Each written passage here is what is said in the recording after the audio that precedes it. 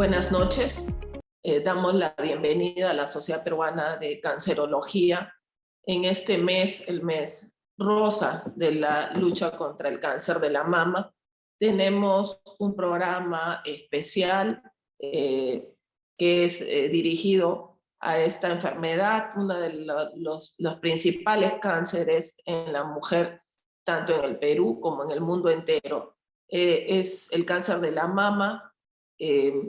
En los últimos años ha tenido grandes avances en los tratamientos oncológicos clínicos, con nuevos medicamentos y clasificaciones moleculares, donde se ha logrado personalizar mucho más el tratamiento oncológico, no solamente en la parte clínica, sino también en la parte quirúrgica y en la radioterapia.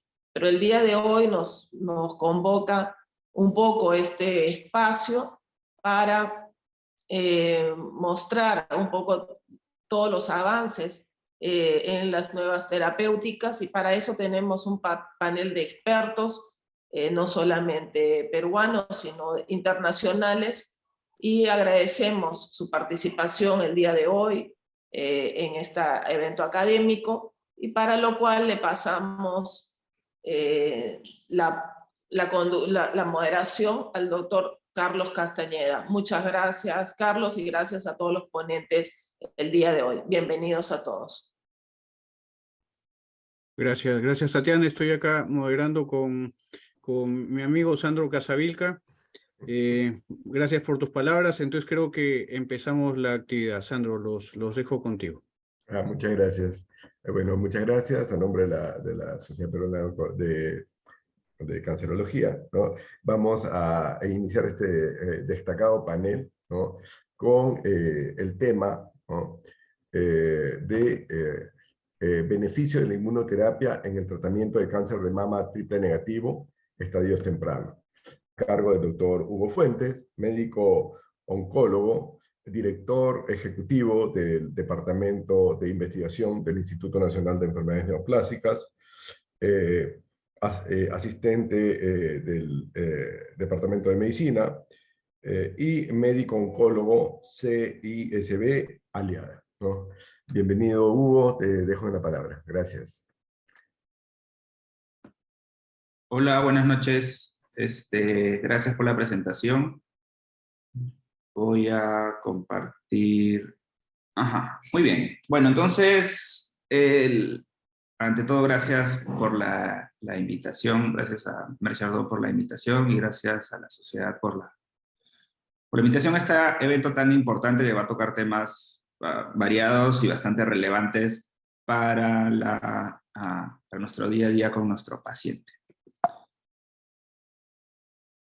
Y me han encomendado hablar sobre beneficios de inmunoterapia en el tratamiento del cáncer de mama triple negativo, ¿no? Sobre todo en la enfermedad temprana. Estos son mis conflictos de intereses. Y como sabemos, el cáncer de mama triple negativo es por definición, por default, ¿no? Porque tenemos los tres marcadores de inmunohistoquímica, tanto los dos hormonales y de proliferación HER2, negativos, ¿sí? Probablemente este concepto en un futuro próximo esperemos que cambie, ¿sí? Porque triple negativo abarca un complejo grupo de enfermedades. Triple negativo en nuestra población, aproximadamente entre el 15 y 20% en esta descripción del instituto, 16.2% los triple negativos. El problema del triple negativo o de la expresión de receptores hormonales siendo una variable continua de 0 a 100, ¿sí? Veremos que el comportamiento de los pacientes bajo expresores, llámense de 1 a 10%, en estas series americanas y europeas, ¿sí? Del MD Anderson y del German Breast Group, vemos que el comportamiento de los bajo expresores, llámese de 1 a 9, tiene un comportamiento muy similar a los triple negativos, ¿sí? Es por ello de que este grupo de pacientes, definirlos como luminal es complejo, y definirlos como triple negativo también. Sin embargo, tienen un comportamiento como si no tuvieran esta expresión desde el punto de vista básico y conceptual del día a día. Como había dicho anteriormente, el triple negativo es una definición arbitraria porque no hay expresión en ninguno de los marcadores. Sin embargo, desde el punto de vista histológico, es una enfermedad bien heterogénea, porque no solamente tenemos los clásicos ductales y muy raramente un lobulillar triple negativo, sino tenemos apocrinos, los NOS, los lobulillares, los medulares, los metaplásicos, los pleomórficos, carcinomas secretores, los de glándula salival, que también son considerados triple negativos, y todos ellos tienen pronósticos muy distintos unos de otros, como se muestra en la gráfica de la derecha, donde la sobrevida o la sobrevida libre de enfermedad entre ellos es muy distinta. Adicionalmente, los conceptos de triple negativo y basal, siendo el tipo molecular el basal, no van a coincidir del todo. Si bien es cierto, la mayoría de los basales son triple negativos, pero no todos los triples negativos son basales. Y adicionalmente la conjunción con alguna alteración de un gen reparador, en este caso el BCRA1 y 2, la coincidencia o la conjunción entre triple negativo basal y BCRA1 y 2 es menor. Y estas son las clasificaciones del triple negativo que en un futuro próximo pues, nos orientarán más hacia poder o no definir algún tratamiento. Las gráficas inferior, izquierda y media, llámese la clasificación de Lema y de Bernstein del 2016, son las que más se vienen utilizando para la definición o para la subclasificación en 4 grupos del triple negativo. O sea, los basales 1, los basales 2, los de receptor de andrógenos mesenquimales por Lehmann, y los inmunoactivados, los de andrógenos y los mesenquimales por la clasificación de Bernstein, ¿no? Entonces, por definición, tanto el triple negativo como el ER2 son neoplasias altamente, o con una replicación alta, y donde el rol del tratamiento preoperatorio es importante. Si bien cierto, existen algunas discusiones sobre el valor subrogado de sobrevida entre respuesta patológica completa y sobrevida, sin embargo, vemos esta gráfica de triple negativo, que existe una diferencia significativa en sobrevida entre no lograr y lograr respuesta patológica completa. Por lo tanto, la idea, la fecha de ofrecer tratamiento neoadyuvante en los pacientes con cáncer de mama triple negativo de estadios tempranos es lo ideal. Por lo tanto, ¿qué estrategias hemos o realizamos y venimos haciendo para mejorar estas tasas de respuesta patológica completa? Que como vemos existe una diferencia significativa en el triple negativo entre enfermedad residual y no.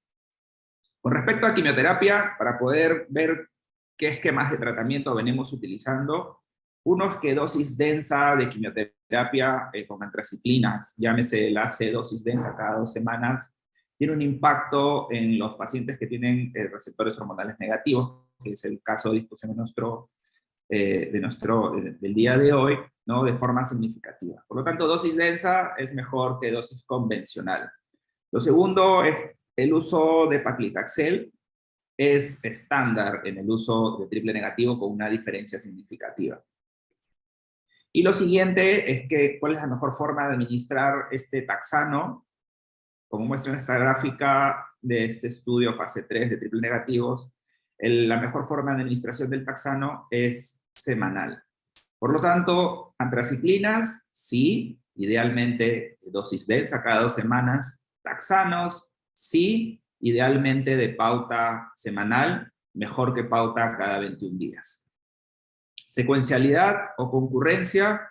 Secuencialidad es una mejor forma de administración, como lo demuestra este estudio, el SNADP-B30, ¿no? Que compara distintos esquemas de tratamiento, y la secuencialidad de los mismos, llámese antraciclinas secuenciales con taxanos, muestran mejores beneficios de la terapia, ¿no? Entonces, en esta gráfica, o en este recuadro del lado derecho, se muestran las posibles alternativas de tratamiento. Pero ya vimos que dosis densa seguido de dosis densa de taxanos o paclitaxel semanal son las opciones recomendadas. Algo que viene en discusión, sin embargo ya a la fecha podría considerarse como un estándar de tratamiento, es la inclusión de las sales de platino. Como habíamos visto previamente, el objetivo de la neoadyuvancia es lograr una tasa de respuesta patológica mayor. ¿Qué puede ofrecer al backbone de antraciclínicos y taxanos en los triple negativos? Este es el Jepaxisto, que enfrenta a paclitaxel con adriamicina liposomal asociada a Avastin, más o menos sales de platino, y lo que marca es una diferencia en respuesta patológica completa de forma significativa, casi superando el 50% de respuestas patológicas completas con añadir sales de platino, carboplatino. Este es el otro estudio del GALGB de 4063, que a los esquemas de paclitaxel semanal y dosis densa de AC viene a reforzar lo que previamente estamos hablando, sumado a carboplatino 6-AUC cada 3 semanas por 4 ciclos durante los taxanos, aumenta la respuesta patológica completa de 46 a 60%, ¿no? En añadir carboplatino. ¿Esto cómo se ha traducido en nuestra realidad? Este es un estudio que realizamos con el grupo del HEICAM y el grupo americano. Si bien es cierto, es un fase 2, ¿sí? Es un fase 2 de un esquema libre de antraciclinas, carbodocetaxel, logramos respuestas patológicas completas superiores al 50%. Esto independiente de la mutación del BRCA, ya que existe cierta discusión de que los pacientes que tienen BCRA mutado van a tener mayor beneficio de las sales de platino. En este estudio que realizamos vemos que no es así. BRCA o no BRCA mutado, el beneficio fue similar.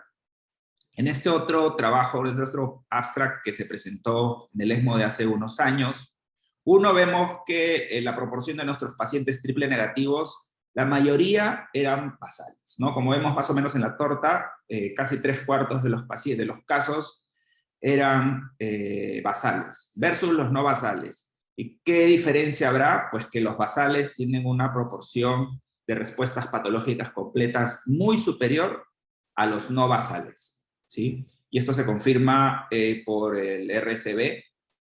Vemos que RCB01, la mayoría de los casos son basales, sin embargo SRB2 y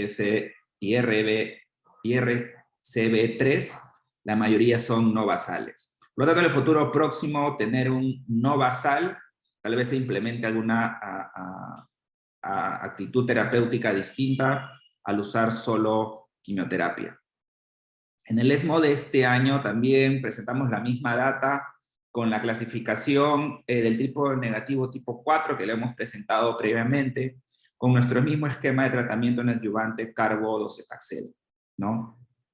Como ya lo hemos visto, había una distribución distinta de esta clasificación de 4 tipos versus el PAN50, y lo que observamos con respecto a la proporción de pacientes de acuerdo al subtipo de cáncer de mama triple negativo es que eran los luminales, los basales tipo 1 y tipo 2, tenían una proporción de respuestas patológicas completas o casi completas, que es el recuadro celeste, mucho mayor a diferencia de los receptores de andrógenos y los mesenquimales, que existía una proporción de 1 en 3 de probabilidades de desarrollar respuestas patológicas completas. Esto se veía correlacionado con la sobrevida libre de enfermedad a distancia, que los pacientes que tenían una respuesta patológica completa, sobre todo en los basales tipo 1, vemos que ninguno de ellos tuvo una recurrencia local. Si bien es cierto, el grupo o el número de pacientes era bajo como para hacer esta conclusión, pero como vemos, los basales tipo 1 y tipo 2 lograron unas mayores tasas de respuesta patológica completa, ¿sí? Y de los basales tipo 1, pues ninguno de ellos mostró recurrencia de la enfermedad. Entonces, tal vez el poder tipificar, como habíamos visto, no solo en basales y no basales, sino por basal tipo 1 y basal tipo 2, podría ser una alternativa para poder diferenciar el tratamiento. Entonces, sales de platino, sí. El uso de antraciclinas, sí, idealmente dosis densa. Taxanos, sí, o paclitaxel semanal o en su defecto docetaxel. Este es un estudio bastante interesante y bastante informativo, como lo dice el título del estudio, que es el estudio INFORM, para tratar de elucidar si realmente las sales de platino jugaban un rol preponderante en los pacientes que tenían BCRA mutado. Este es un estudio fase 2, 166 pacientes, estadio 2 y estadio 3, todos con BCRA mutado 1 y 2. Se enfrentaban a antraciclínicos versus sales de platino, para ver si es que realmente existía o no un beneficio de las sales de platino versus antraciclinas en los BCRA mutados, ¿no? Y la idea era demostrar de que existía un incremento de 20% de las tasas de respuesta a patología completa de las sales de platino sobre la C, ¿no? Sin embargo, no se consiguió, fue un estudio negativo, las sales de platino no fueron superiores a las antraciclinas, hablando de población BCRA mutado 1-2. Por lo tanto, sales de platino no es que deberían de usarse solo en BRCA mutados, deberían de usarse en triple negativos. Y esto lo pauta este metaanálisis, donde las sales de platino aumentan la sobrevida libre de eventos y la sobrevida global en todos los estudios. Algunos de ellos los hemos presentado, sobre el GALGB 4063, el GEPARC-CISTO, bueno, y uno de los estudios que presentamos con el grupo del GEICAM. ¿Cómo podemos lograr mejorar los resultados logrados con la quimio, con esta tripleta que podría ser el backbone, ¿no? Antraciclínicos, taxanos y sales de platinos, ¿sí? Siempre la pregunta que se generaba, ¿no?, luego del advenimiento de inmunoterapia en melanoma, tumores genitourinarios y neoplasias torácicas como el cáncer de pulmón, era saber si es que el cáncer de mama podría ser una enfermedad inmunogénica. El cáncer de mama triple negativo pues cumple estas tres características, ¿no? Uno, que tiene unas tasas altas de expresión del PDL1, tiene unas tasas altas de mutaciones, llámese TMB, y tiene una alta expresión tumoral de células inmunes. Estas tres características pudieran hacer de que la inmunoterapia pueda ser efectivo y poder considerar el cáncer de mama en una enfermedad inmunogénica. Estos son los ensayos que tenemos en cáncer de mama triple negativo y uso de inhibidores del punto de control, el I-SPY2, el GEPARC nuevo, el Keynote 522 que vamos a hablar ahora y es el que ha cambiado el estándar de tratamiento en cáncer de mama triple negativo neoadyuvante, el Impassion 031 y el Neotrip. El Keynote 522 es un estudio randomizado, fase 3, en mujeres más de 18 años, triple negativos, con estadio T1C, con ganglio positivo, llámese un estadio 2 o un estadio 3, pacientes en muy buenas condiciones físicas, y eran randomizados 2-1 al brazo experimental carbopacli, asociado a antraciclínicos y taxanos, seguido de antraciclínicos y taxanos, todos ellos con pembrolizumab, 200 miligramos cada 3 semanas como administramos normalmente. Seguido, y el brazo de control, que era carboplatino paclitaxel, seguido de un antraciclina con un alquilante. Los pacientes iban a cirugía, y posteriormente el brazo que había recibido pembrolizumab adyuvante recibía pembrolizumab adyuvante, y el que recibía placebo pues no recibía ningún tratamiento. Los objetivos primarios: tasa de respuesta patológica completa y la sobrevida del evento, ¿no? Era un objetivo coprimario. Y los objetivos secundarios eran la respuesta patológica completa, sobrevida global y los subanálisis por expresión del PDL1 y seguridad. Este es un brazo que vamos a discutir, el brazo adyuvante. Las características de los pacientes: T1, T2, 3/4 de ellos, compromiso ganglionar, 50% de los pacientes tenía compromiso ganglionar, expresión del PDL1, como habíamos mencionado anteriormente, la gran mayoría de ellos tenía expresión del PDL1.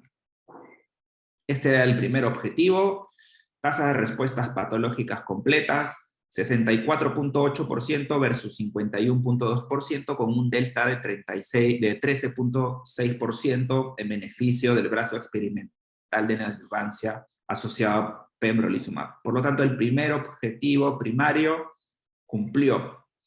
El objetivo coprimario, que era sobrevida libre de eventos, teníamos que a los 18 meses, que era la segunda evaluación, era una sobrevida libre de evento de 7.4 versus 11.8 en el brazo de placebo. Esto con una disminución del riesgo de recurrencia en 37%, con una diferencia significativamente estadística. Estos objetivos coprimarios le dieron aprobación a la droga de pembrolizumab en el tratamiento neoadyuvante. A una mediana de 39.1 meses, esta diferencia continúa con un delta de 7.7 meses en favor del brazo de pembrolizumab, con una disminución del riesgo de recurrencia en 37%. En el análisis de subgrupos vemos que todas las poblaciones se veían favorecidas para el uso de pembrolizumab asociado a quimioterapia neoadyuvante con antraciclinas, taxanos y sales de platino. Con respecto a la supervivencia libre de eventos, vemos que esta gráfica es bastante llamativa. Uno, porque ya habíamos visto previamente que los pacientes que tenían o que lograban respuesta patológica completa iban a tener una mejor sobrevida. Y en los pacientes independiente de el brazo adyuvante, sea placebo o sea pembrolizumab, pues tenían una sobrevida bastante alta, ¿sí? Los que lograban respuesta patológica completa y no habían recibido pembrolizumab, 92.5% de sobrevida a 36 meses versus 94.4%. Si bien es cierto, existe una diferencia con una disminución del riesgo del evento de 27%, sin embargo hay una tendencia de ser similares. Sin embargo, en RCB 2 y 3, sí existe una diferencia significativa en el grupo que no hace respuesta patológica y recibe pembrolizumab versus placebo, ¿sí? Tener en consideración esto para poder tomar alguna discusión y alguna pregunta si hubiera más adelante. Por lo tanto, más que respuesta patológica completa, un parámetro que es el RCB juega un rol más importante. Como vemos, RCB 0 y 1 tienen una muy buena respuesta, una buena sobrevida, sin embargo el 2 y 3 tienen una tasa de recurrencia bastante altas. Perfiles de toxicidad, pues los efectos adversos inmunomediados ya son bastante conocidos, la mayoría de ellos relacionadas a la infusión durante el tratamiento, endocrinopatías, la más frecuente, hipotiroidismos, alteraciones dermatológicas, entre las más frecuentes. El resto, la mayoría son poco relevantes o no frecuentes y la mayoría grado 1, grado 2. Por lo tanto, estos son los esquemas de tratamiento que tenemos a la fecha con uso de inmunoterapia en cáncer de mama triple negativo en el set neoadyuvante. El ESPY que utilizó pembrolizumab, al igual que el KEYNOTE-522. El 522 utilizó un año de tratamiento neo y adyuvante. El atezolizumab con el Impassion 031 utilizó el atezolizumab un año y el neotrip atezolizumab por un año. Algunas diferencias, el uso o no de sales de platino, sin embargo la combinación aprobada a la fecha, que es el KEYNOTE-522, en el tratamiento adyuvante utilizó paclitaxel carboplatino, seguido de una antraciclina y un alquilante, y de forma concurrente el pembrolizumab durante la neoadyuvancia. Y esto logró la positividad del objetivo coprimario de sobrevida libre de progresión, de sobrevida libre de evento y respuesta patológica completa. Solamente 2 palabras de qué hacer con la enfermedad residual. Vemos que a pesar de intensificar la terapia con 4 drogas, 3 quimios y un inhibidor del punto de control, existirá enfermedad residual. CREATE-X fue un estudio que exploró esta estrategia de dar tratamiento en enfermedad residual con capecitabina versus no terapia o terapia hormonal si tenían expresión de receptores hormonales. Y como vemos, existían una diferencia significativa en sobrevida libre de evento y en sobrevida global entre dar y no dar capecitabina.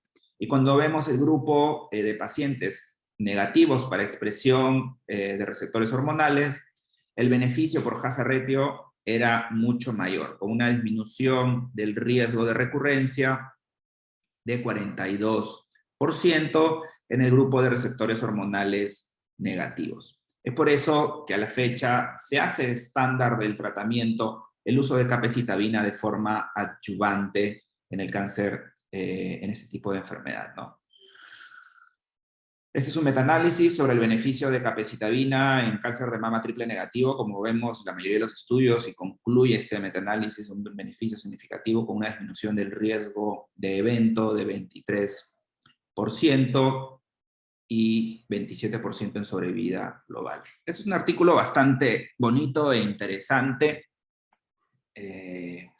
sobre cómo se podría estandarizar o cómo se podría incluir todas estas modalidades de tratamiento en cáncer de mama triple negativo, ¿no? Neoadyuvante, quimio más pembro a raíz del Keynote 522, si realizan o si tienen respuesta patológica completa, pembro, si tienen enfermedad residual, va a depender si tiene o no enfermedad, o si tiene mutación del BCRA1 y 2.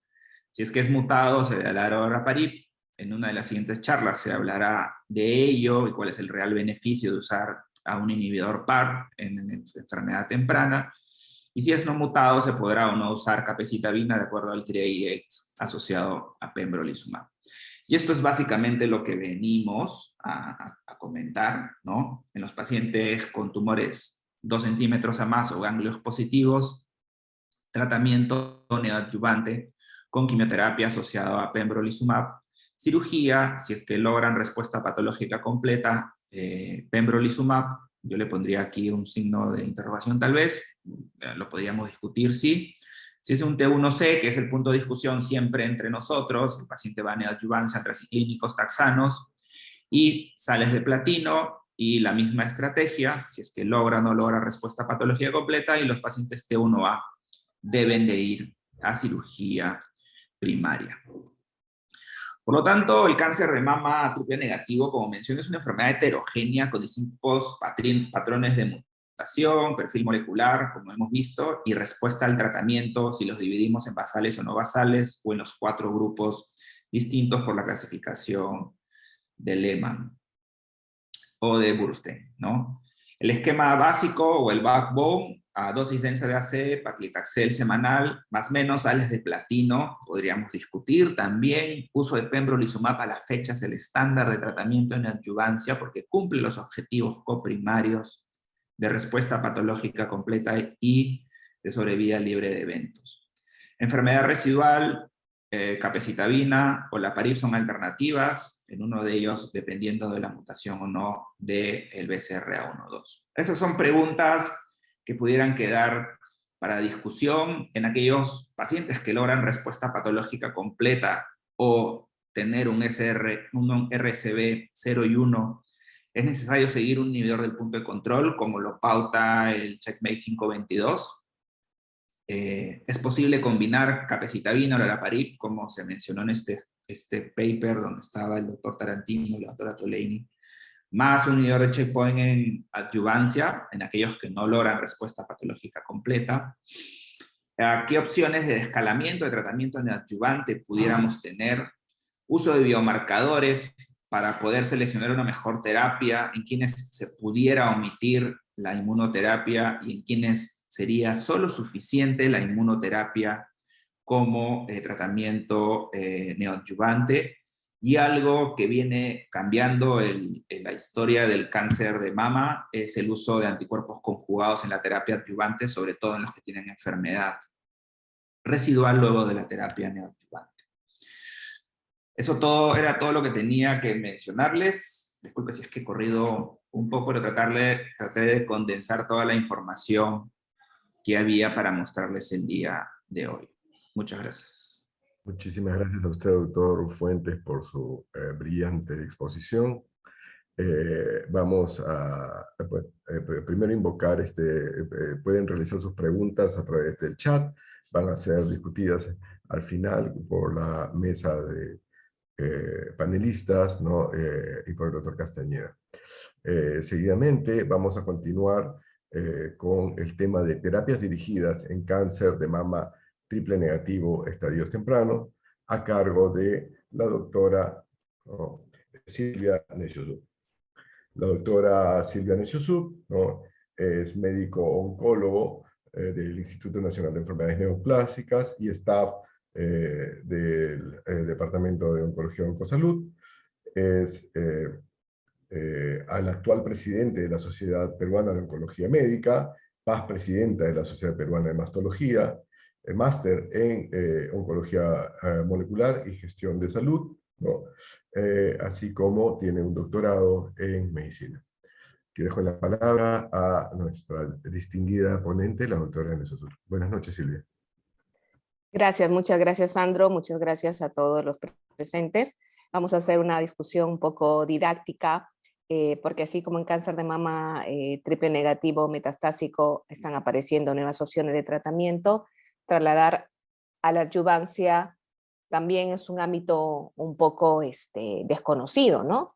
Entonces, una de las terapias dirigidas en este ámbito del cáncer de mama triple negativo, como sabemos, primero Hugo hablado de todo lo que es el impacto de la inmunología, quimioterapia, pero también entender que dentro de la biología del cáncer, pues tenemos ciertos targets o ciertos grupos de pacientes que tienen una biología y una heterogeneidad tumoral totalmente diferente. Esos son mi disclosure, ¿no? Entonces, nosotros sabemos que dentro del cáncer de mama triple negativo, al menos existe una población del 9 al 10% con una positividad a la variante de las mutaciones de los genes reparadores del ADN, principalmente BRCA1, BRCA2 y en menos porcentaje al PALB2 y al CHEK, ¿no?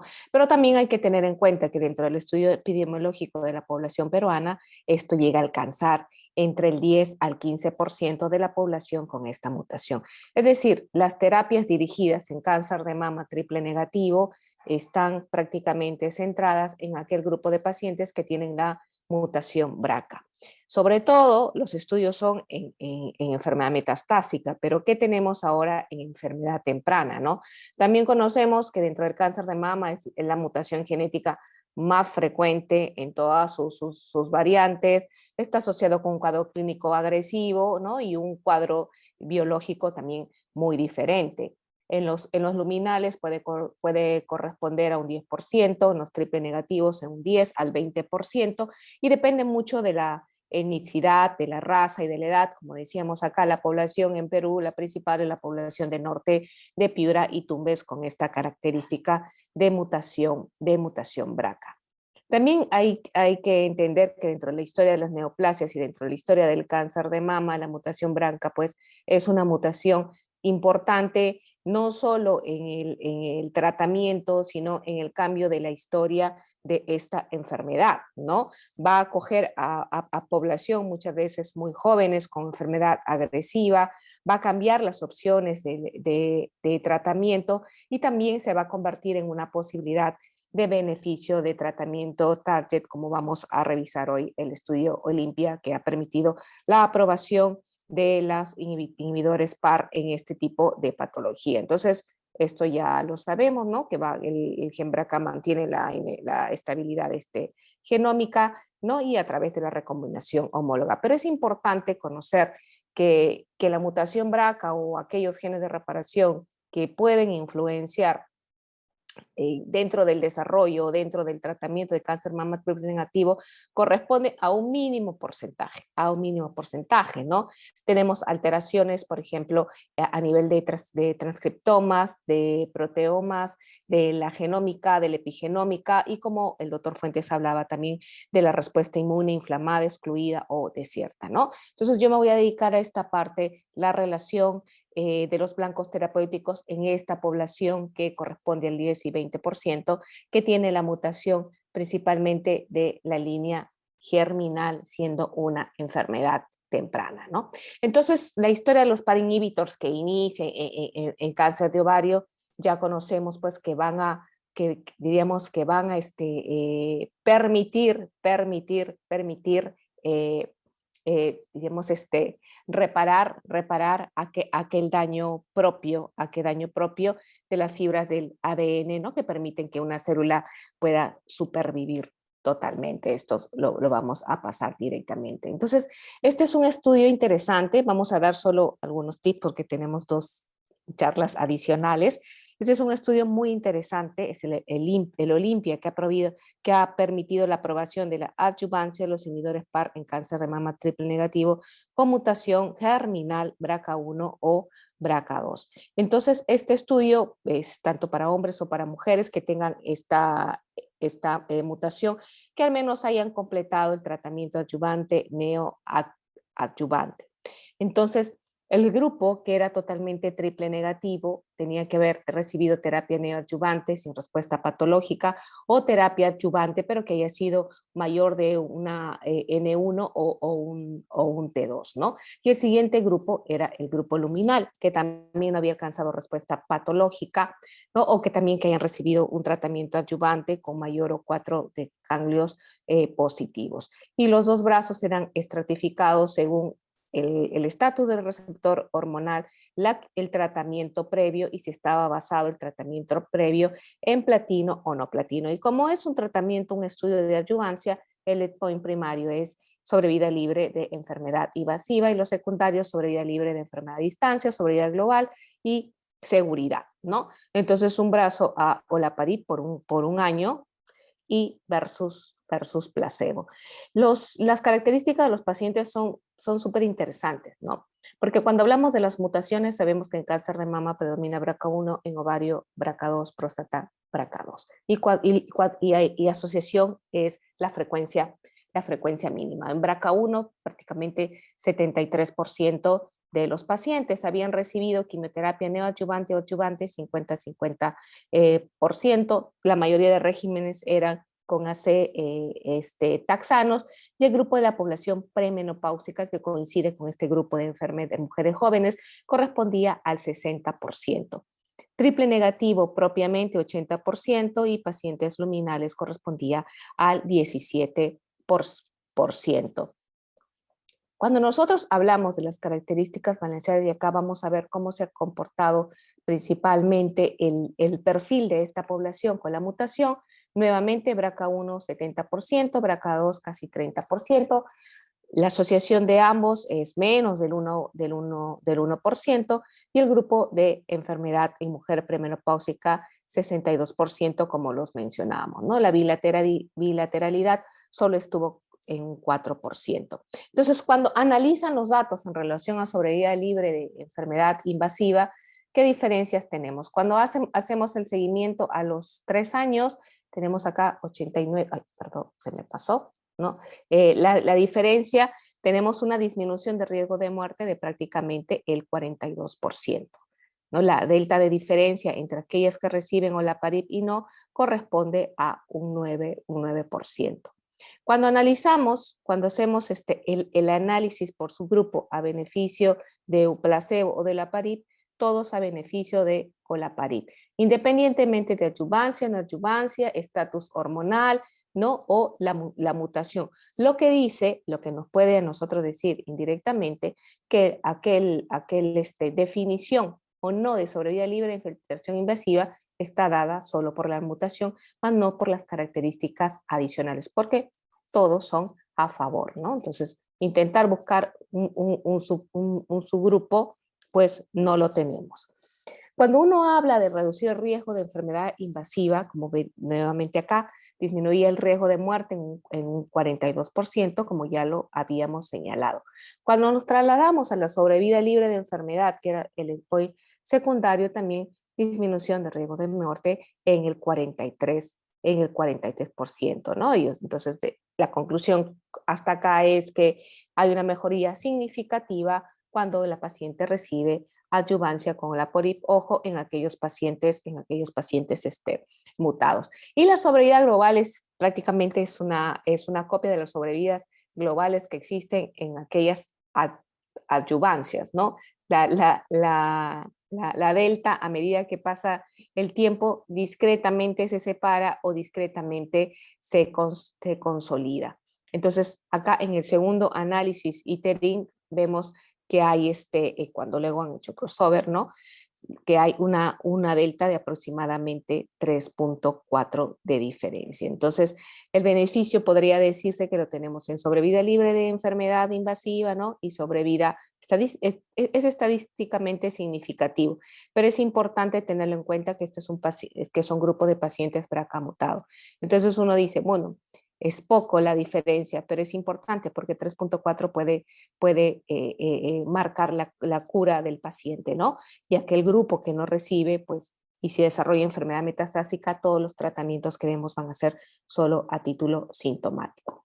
Cuando nosotros analizamos los eventos adversos, lo que hemos manejado olaparib en enfermedad avanzada, los que han tenido oportunidad de manejar en ovario, los conocemos muy bien. Generalmente son eventos adversos muy generales, pero acá, por ejemplo, vamos a tener los de especial interés.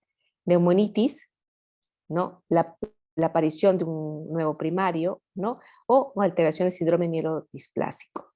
Y en lo general es que lo presentaron más del 10% de los pacientes, que ya los conocemos: náusea, fatiga, anemia, vómito, dolor de cabeza, diarrea, etc. Pero cuando trasladamos, que este es un dato muy importante y un dato nuevo, la incidencia de una segunda neoplasia no cáncer de mama, ¿qué cosa veíamos? Pocos pacientes que recibieron, por ejemplo, olaparib, tenían recurrencia a nivel del sistema nervioso central en relación a aquellos que recibieron, por ejemplo, placebo. Casi era el doble, ¿no? O recurrencia excluyendo el sistema nervioso central, también mayor en placebo. Recurrencia ipsilateral, mayor en placebo, aunque la data es muy poca. Enfermedad contralateral es casi similar. Y segundos primarios tenemos en el brazo de olaparib, hemos dividido en ovario, peritoneo, trompa de falopio, otros relacionados por la mutación germinal. Prácticamente hay una discreta diferencia a favor del placebo, ¿no? Probablemente porque estamos tratando con el olaparib la línea de mutación germinal. Entonces, ¿qué grupos acá? Nuevamente, solo para señalar los grupos que se beneficiaron, nuevamente todos a favor de olaparib, considerando también las mutaciones BRCA, principalmente a favor de BRCA1. En relación a la calidad de vida, que es el siguiente objetivo secundario, vemos acá los pacientes tratados con quimio neoadyuvante y los pacientes tratados con adyuvante, prácticamente es igual, ¿no? La toxicidad previa a la quimioterapia no marca ningún índice o ninguna diferencia en la tolerancia o calidad de vida, ¿no? Y el manejo de los eventos adversos, que más o menos uno ya los conoce: grado 1, que uno puede continuar con el tratamiento; grado 2, lo tiene que reducir o interrumpir y luego reiniciar; y grado 3 o 4, considerar incluso la discontinuidad del tratamiento. Entonces, cuando uno trabajaba con las dosis en el estudio Olimpia, ¿qué porcentajes, por ejemplo, de pacientes tuvieron la modificación de dosis o la calidad de vida? Reducción de dosis, solo el 25%, y descontinuaron el 11% de los pacientes, ¿no? Entonces, no hay una significancia, una diferencia clínica entre ambos brazos, y sobre todo de la calidad de vida durante la duración del tratamiento. Entonces, este estudio, ¿qué cosa concluye? Que la asociación, que asociar un año de adyuvancia con olaparib en este grupo de pacientes, pues va a mejorar significativamente la sobrevida libre de enfermedad a distancia y la enfermedad a distancia, ¿no? Y no tiene ningún efecto de limitación en relación a la calidad de vida. Pero cuando la ha aprobado, porque esta es una aprobación reciente, la han aprobado en marzo del 2002, la indicación es muy particular. Dice, es indicado para terapia adyuvante adulta en aquellos pacientes que tienen esta mutación, que han recibido neoadyuvancia o adyuvancia en pacientes seleccionados de alto riesgo. Pero ¿quiénes son estos pacientes seleccionados de alto riesgo? La NCCN, ¿qué cosa dice, no? Está dentro de la lista de las preferencias de los regímenes. Estamos recomendados por un año de tratamiento, pero al grupo de riesgo. Y el grupo de riesgo está dado, uno, por aquellos pacientes que reciben, ¿no?, considerar la adición de adyuvancia con olaparib o después de quimioterapia adyuvante en aquellos, uno, que tienen un T2 patológico o mayor o igual a un N1 patológico después de adyuvancia, o si tiene enfermedad residual después de quimioterapia preoperatoria. Entonces señala ciertas características. Y si el paciente tiene receptores hormonales positivos, 1, si tiene mayor o igual a 4 ganglios después de quimioterapia adyuvante o enfermedad residual después de neoadyuvancia. Entonces hay que considerar el estadio clínico, el tamaño de la lesión patológica, el estatus de receptores y el grado tumoral. Entonces, esta es la población. En las recomendaciones de ASCO dice, para pacientes con cáncer de mama temprano, HER2 negativo, no con alto riesgo de recurrencia asociado a una mutación BRCA1, BRCA2 o sus variantes, la opción es ofrecer un año de adyuvancia con olaparib. ¿Quiénes son los pacientes o quiénes son el grupo de riesgo? Nuevamente, si es triple negativo, tumor más de 2 centímetros o ganglios comprometidos. Y si tienen receptores hormonales positivos, al menos 4 ganglios positivos después de una adyuvancia. Para pacientes que reciben neoadyuvancia, si es triple negativo, enfermedad residual, si tiene enfermedad luminal, enfermedad residual y receptores de estrógeno, ¿no? El estatus de receptores de estrógeno y el grado con un score mayor o igual a 3. Acá le vamos a pedir ayuda al doctor Casavilca. O sea, tienen poblaciones específicas. En el St. Gallen con estadio clínico son para mujeres con estadio clínico 2 y 3. Entonces el 64% estaba a favor de la terapia, ¿no? Y el 95% del panel recomendaba, el 95% panel recomendaba el test para este tipo de pacientes.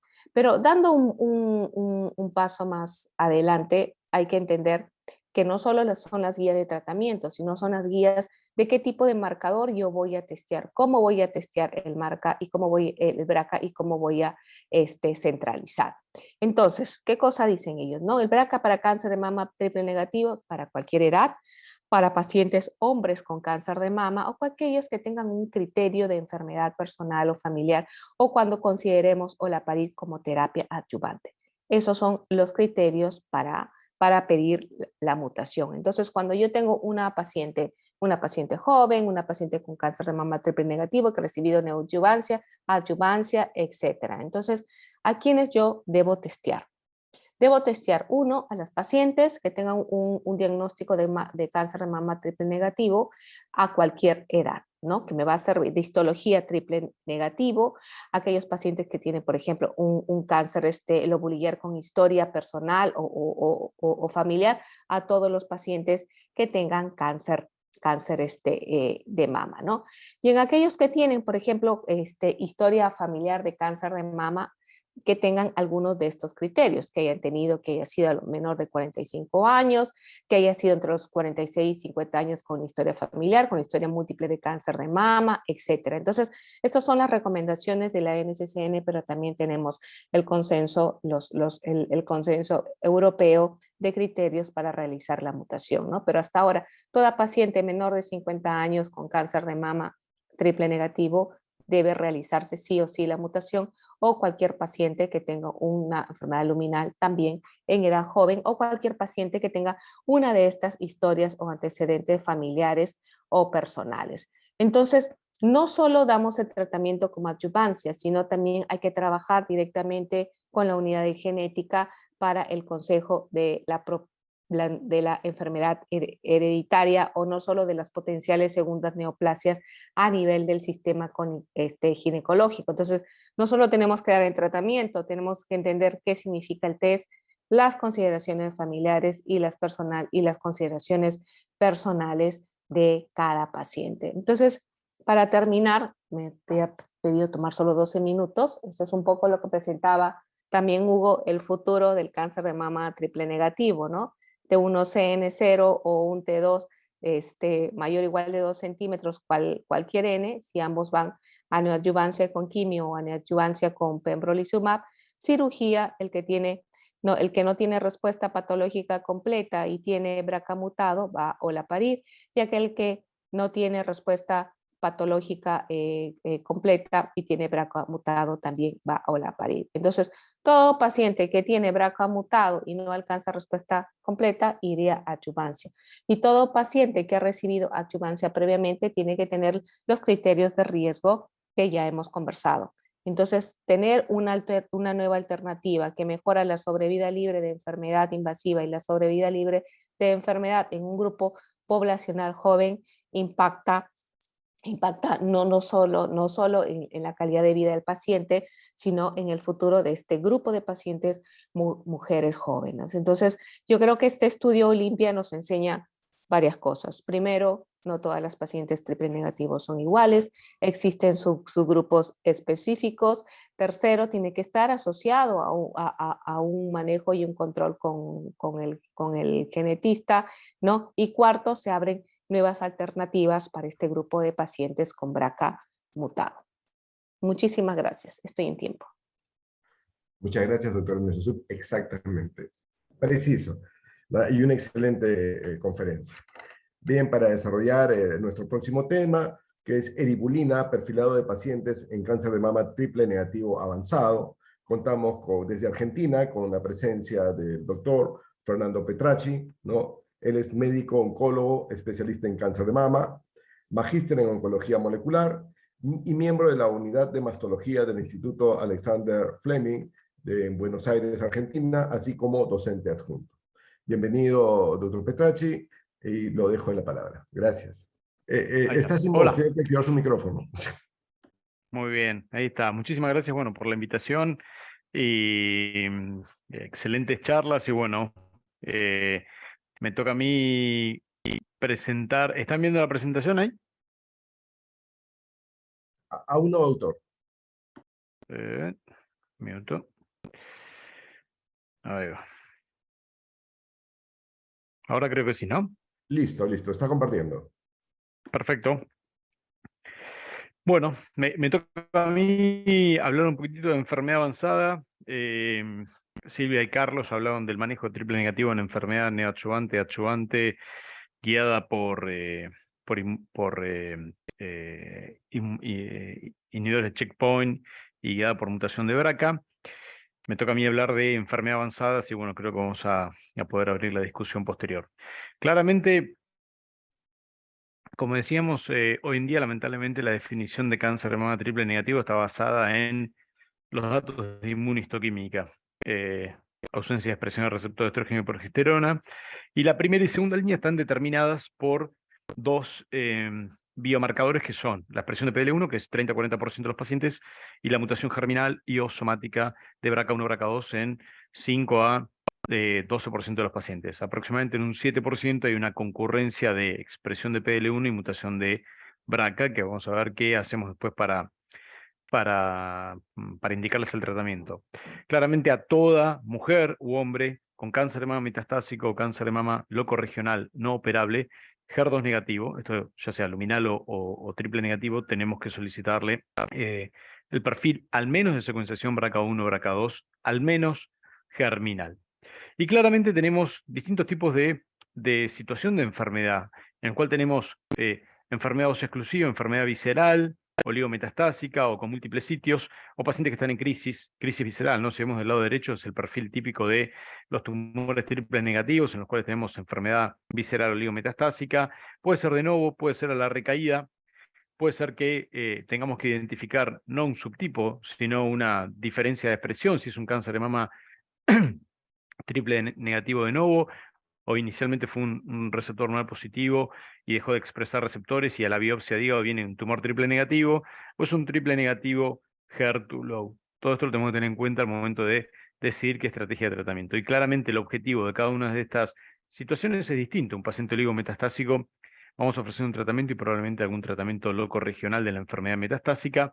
A un paciente que tiene múltiples sitios, vamos a tratar de buscar tasa de respuesta, mejorar su calidad de vida y en una primera línea tratar de impactar en sobrevida. Y a un paciente que está en crisis visceral, con riesgo de vida, tratar de sacarlo de esa crisis visceral y después, bueno, definir qué tratamiento de mantenimiento le dejamos. El desafío de hablar de eribulina o mesilato de eribulina, que son los estudios iniciales, claramente es una droga vieja para el continente porque inicialmente fue aprobada en Estados Unidos y llegó a Latinoamérica más recientemente. Nosotros la disponemos hace más de 2 años y medio, así que tenemos ya una curva de aprendizaje en Argentina. Una droga que desde el punto de vista es una droga muy amigable, comparte ciertas características con los alcaloides de la vinca y los taxanos por el hecho de actuar en la inhibición de la polimerización de los microtúbulos y de esa manera generar una parada de la división y de esa manera de la división celular, y comparte ciertas características con los alcaloides de la vinca, con las epotilonas y con los taxanos. Porque yo la defino como una droga amigable. Ya pasamos la curva de aprendizaje. ¿Y por qué es una droga amigable? Desde el punto de vista porque pasa en una infusión de 2 a 5 minutos diluida en solución fisiológica. No requiere ningún tipo de premedicación por vía endovenosa o por vía oral, ni tampoco requiere ningún tipo de profilaxis post-administración para náuseas, vómitos, diarrea, etcétera, como estamos habituados con otros tipos de medicamentos. Tiene una muy buena interacción con otras drogas por el hecho que se elimina principalmente por materia fecal y no tiene interacción con citocromos hepáticas. Hay mucha data respecto a eribulina, y claramente eribulina fue aprobada por su beneficio en sobrevida, que lo logran pocas drogas, en enfermedad politratada, esto es cáncer de mama triple negativo, receptor 1 positivo, o en el global, que es el cáncer de mama HER2 negativo, por encontrarse en esta etapa usada en cuarta, quinta línea o en tercera, cuarta, quinta línea versus otros esquemas de quimioterapia de diferente tipo, como vamos a ver, y de ahí empezó a migrar hacia las líneas tempranas. Entonces, tenemos múltiples datos de estudios de ensayos clínicos y a su vez tenemos datos de real world evidence, que es lo que les voy a mostrar a continuación, y ver de qué manera uno posiciona la medicación dentro de lo que disponemos hoy en día y lo que se viene, ¿no? Con el trastuzumab y el sacituzumab govitecan. Cuando uno habla de el estudio EMBRACE o el estudio 305, que es eribulina versus la decisión terapéutica del investigador, que habitualmente son los esquemas que habitualmente utilizamos en la vida real, son pacientes politratados, son pacientes que reciben 2 a 5 líneas de quimioterapia, más de 2 líneas para enfermedad avanzada, y pacientes que se permitían ingresar hasta con neuropatía grado 2. Esto lo recalco porque la neuropatía es uno de los efectos secundarios de la eribulina, no es un efecto secundario temprano, pero es algo que muchas veces no puede limitar el tratamiento a largo plazo. Y este es el típico paciente del estudio EMBRACE, un paciente sintomático, más de la mitad tenían ICOG 1-2, casi un 20% eran triple negativos, y la mayoría de los pacientes tenían múltiples sitios metastásicos y principalmente enfermedad visceral. Entonces esto es lo que representan los pacientes. Y cuando hablamos de cuáles eran los esquemas competidores de eribulina, fíjense que el 92 y el 100% de los pacientes habían ya recibido antraciclinas y taxanos, y dentro de las estrategias de tratamiento versus eribulina era la reexposición a antraciclinas y taxanos, algo que la mayoría de nosotros lo hemos hecho o lo hacemos en la práctica diaria cuando se nos agotan los esquemas de tratamiento estándar. Fíjense que más del 70% de los pacientes en ambas ramas ya habían hecho capecitabine previamente. Y esto es lo importante, la mitad de los pacientes habían hecho 3 a 4 líneas de tratamiento previo. Esto eran pacientes francamente politratados y de mal pronóstico, enfermedad visceral, mal performance status y 3 a 4 líneas de tratamiento previo. Y a pesar de esto, y de que, más allá de que triplicó las tasas de respuesta, pero las tasas de respuesta eran del 12%, incrementó 13 versus 10 meses la mediana de sobrevida global, motivo por el cual fue aprobada en Estados Unidos, porque es una de las pocas drogas en pacientes politratados que demostraron beneficio en sobrevida global, incluso en las pacientes que habían recibido capecitabine previo. Entonces, claramente, capecitabine es una estrategia de tratamiento que utilizamos en el día a día, por su comodidad, por que los pacientes no tienen que ir a hospital de día, no requieren tantos análisis de sangre y extracciones de sangre, ¿no? Y la utilidad de eribulina fue útil tanto en pacientes con criterios de refractariedad a taxanos o de sensibilidad a taxanos, pero el mayor beneficio se vio en aquellos pacientes que eran sensibles a taxanos, definido principalmente porque había pasado más de un año de haber recibido taxanos previamente. El estudio 301 comparó eribulina contra uno de los estándares que habitualmente utilizamos, que es el capecitabine, y en pacientes triple negativos, fíjense que la mediana de sobrevida global fue de 14.4 versus 9.4 meses con hazard ratio de 0.7. Le hace ofrecer eribulina versus capecitabine en pacientes que tienen una mediana de líneas de tratamiento de 1 a 2, es preferible darle eribulina que capecitabine por su impacto en sobrevida global. Dos de los efectos más típicos son la neutropenia y la neuropatía periférica. Tengan en cuenta que son pacientes que utilizaron este tratamiento en cuarta, quinta y sexta línea. Entonces, motivo por el cual son pacientes que ya venían con cierta insuficiencia medular, por eso vemos casi un 45% de riesgo de neutropenia grado 3-4, a pesar de eso solamente 3% de neutropenia febril. Y la neuropatía periférica en el 8% de los pacientes con un grado 3-4. Recuerden que los pacientes podían ingresar hasta con neutropenia grado 2. Y la alopecia grado 1 en el 26% de los pacientes y grado 2 en el 17% de los pacientes. Hay que avisar a los pacientes que el pelo se les puede caer. No completamente, pero sí se les puede caer. Con respecto a la incidencia de neuropatía periférica fue el 8%, independientemente si tenía neuropatía acumulada grado 2 previamente.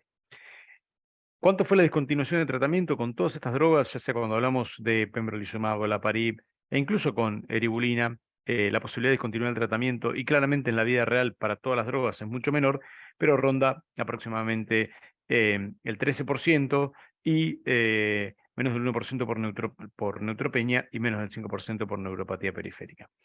Una de las drogas estándares durante mucho tiempo ha sido el ixadepilona, y hoy creo que eribulina va desplazando la hexadepilona por una cuestión de mayor data desde el punto de vista de beneficio en la vida real y por un perfil de toxicidad mucho más amigable que el de la hexadepilona. El estudio 209 comparó directamente cara a cara eribulina versus hexadepilona desde el punto de vista en qué momento se desarrollaba la neuropatía y qué grado de neuropatía, y como pueden ver acá, eribulina tiene la mitad de posibilidades de desarrollar neuropatía versus ixadepilona, 10 versus 20%, y la ixadepilona desarrolla la mediana de neuropatía, la desarrolla de inicio de neuropatía sintomática a las 12 semanas versus 36 semanas con eribulina. Entonces, con eribulina el riesgo de desarrollar neuropatía es menor y mucho más tardío. La dosis estándar es 1.23 miligramos metro cuadrado día 1 y 8 cada 21 días. Recuerden que lo que nosotros utilizamos es eribulina, no es mesilato de eribulina, que la dosis es 1.4, con lo cual se testeó en los distintos ensayos clínicos. Como cualquier otra quimioterapia, si tenemos que reducir dosis por neuropatía, neutropenia o cualquier otro tipo de toxicidad hematológica o no hematológica, reducimos de a 25%, 1.23, 0.97 y 0.62.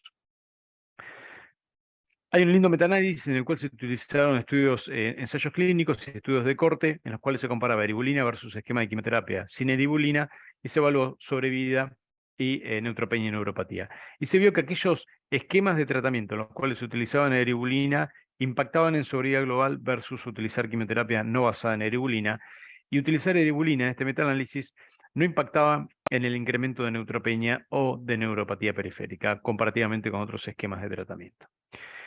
Desde el punto de vista, esto me pareció interesante porque ahora estamos hablando del HER2-low. Recuerden que el HER2-low no es un subtipo, sino que es una diferente expresión de intensidad de los receptores de HER2 a nivel de la membrana. Y se hizo un subanálisis de los 3 estudios, el 301, el 304 y el 305, de qué sucedía con los pacientes definidos como HER2-low. Y se vio que la sobrevida global y la sobrevida libre de progresión, siendo HER2 0 o negativo o HER2-low, era lo mismo. Lo único que variaba era que con eribulina, en aquellos que tenían HER2-low, tenían mayor chance de tener respuestas objetivas, eribulina versus vinorelbine o eribulina versus decisión en el embarazo, cualquiera de los esquemas de tratamiento que se utilizaban. Eribulina versus eribulina más inhibidores de aromatasa en pacientes progresados, al menos, hormonorefractarios, y en pacientes progresados a antraciclinas y taxanos, demostró que la media sobrevida libre de progresión es la misma, ronda los 6 meses, así que agregar un inhibidor de aromatasa a eribulina en enfermedad avanzada no demuestra mayor beneficio. Ixadepilona y capecitabine durante mucho tiempo fue uno de los estándares. Muchos de nosotros volvimos del Congreso Americano de ASCO utilizando ixadepilona y capecitabine. Después nos dimos cuenta que el perfil de toxicidad era bastante importante y que no podíamos continuar durante mucho tiempo, incluso con ixadepilona sola. Por eso, capecitabine también permanece como uno de los estándares después de utilizar antraciclinas y taxanos. Estos 3 estudios, o los 2 estudios que son el 046 y el 048, que es el estudio pivotal y confirmatorio de ixadepilona cape versus cape, demostraron lo siguiente, que hacer un doblete versus monoterapia con capecitabine incrementa levemente la sobriedad libre de progresión y la tasa de respuesta ronda del 40%, pero no tiene beneficio en sobriedad global. Lo mismo sucede en pacientes que son taxanos refractarios, en tumores triple negativos y en aquellos que progresan inmediatamente dentro del primer año después de haber terminado la adjuvancia, y uno utiliza este esquema en primera línea en pacientes de mal pronóstico, en el cual ahí sí se vio levemente un incremento en la sobrevida global, la tasa de respuesta y la sobrevida libre de progresión. Pero este es el problema. Ixazepilón y capecitabine tienen 45-50 de discontinuación de tratamiento del esquema completo, principalmente por toxicidad hematológica y neuropatía, y casi más del 60% tienen que reducir la dosis de ixazepilón y cape por toxicidad hematológica. Otro de los esquemas que utilizamos durante mucho tiempo fue docetaxel capecitabine. Yo en algunas pacientes en la práctica lo utilizo porque principalmente en primera línea, en pacientes con tumores triple negativos con abundante enfermedad visceral, en los cuales uno les va a hacer un periodo de docetaxel capecitabine y después dejarle capecitabine de mantenimiento. Pero este esquema, el llamado esquema de O'Shaughnessy, ya lleva 20 años. Fue positivo desde el punto de vista de sobriedad global, 14 versus 11 meses, con tasas de respuesta del 42%, mayoritariamente utilizando este esquema en segunda línea, y 1 de cada 3 pacientes será un tumor receptor estrogénico negativo. Fíjense que los resultados son similares, es un mes, utilizándolo en segunda línea, es un mes a favor respecto al estudio EMBRACE, en el cual la mayoría de los pacientes lo utilizaban en cuarta y en quinta línea. Hay un lindo metaanálisis que define si utilizar quimioterapia combinada, 2 drogas versus una, ¿en cuánto impacta? Claramente incrementa las tasas de respuesta e incrementa la sobrevida libre de progresión, pero no genera un beneficio en sobrevida. Entonces, en algunos pacientes que queremos buscar tasa de respuesta para alivio sintomático, por riesgo de vida, por crisis visceral, sigue siendo una indicación la quimioterapia combinada. Hay distintos estudios de la vida real. Este es un estudio ruso en el cual pacientes que habían hecho antraciclinas, taxanos e inhibidores de CDK utilizaban eribulina mayoritariamente en segunda línea, y veían que los pacientes con enfermedad metastásica, enfermedad visceral, principalmente enfermedad metastásica, obtenían una sobrevida libre de progresión, una mediana de 24 meses cuando la eribulina era utilizada en segunda línea. Este estudio es muy interesante, es de bases de datos de hospitales comunitarios de Estados Unidos, en el cual hacen referencia a cáncer de mama metastásico triple negativo, y si la eribulina la utilizaban en primera y segunda línea o en tercera línea más allá. Y datos de sobrevida demuestran que la eribulina utilizada en primera y segunda línea logra medianas de sobrevida de 23 meses y tasa de respuesta que ronda el 70%, y si la utilizas en tercera y cuarta línea son datos similares superiores al EMBRACE, 14 meses o 15 meses de mediana de sobrevida global y tasa de respuesta del 50%.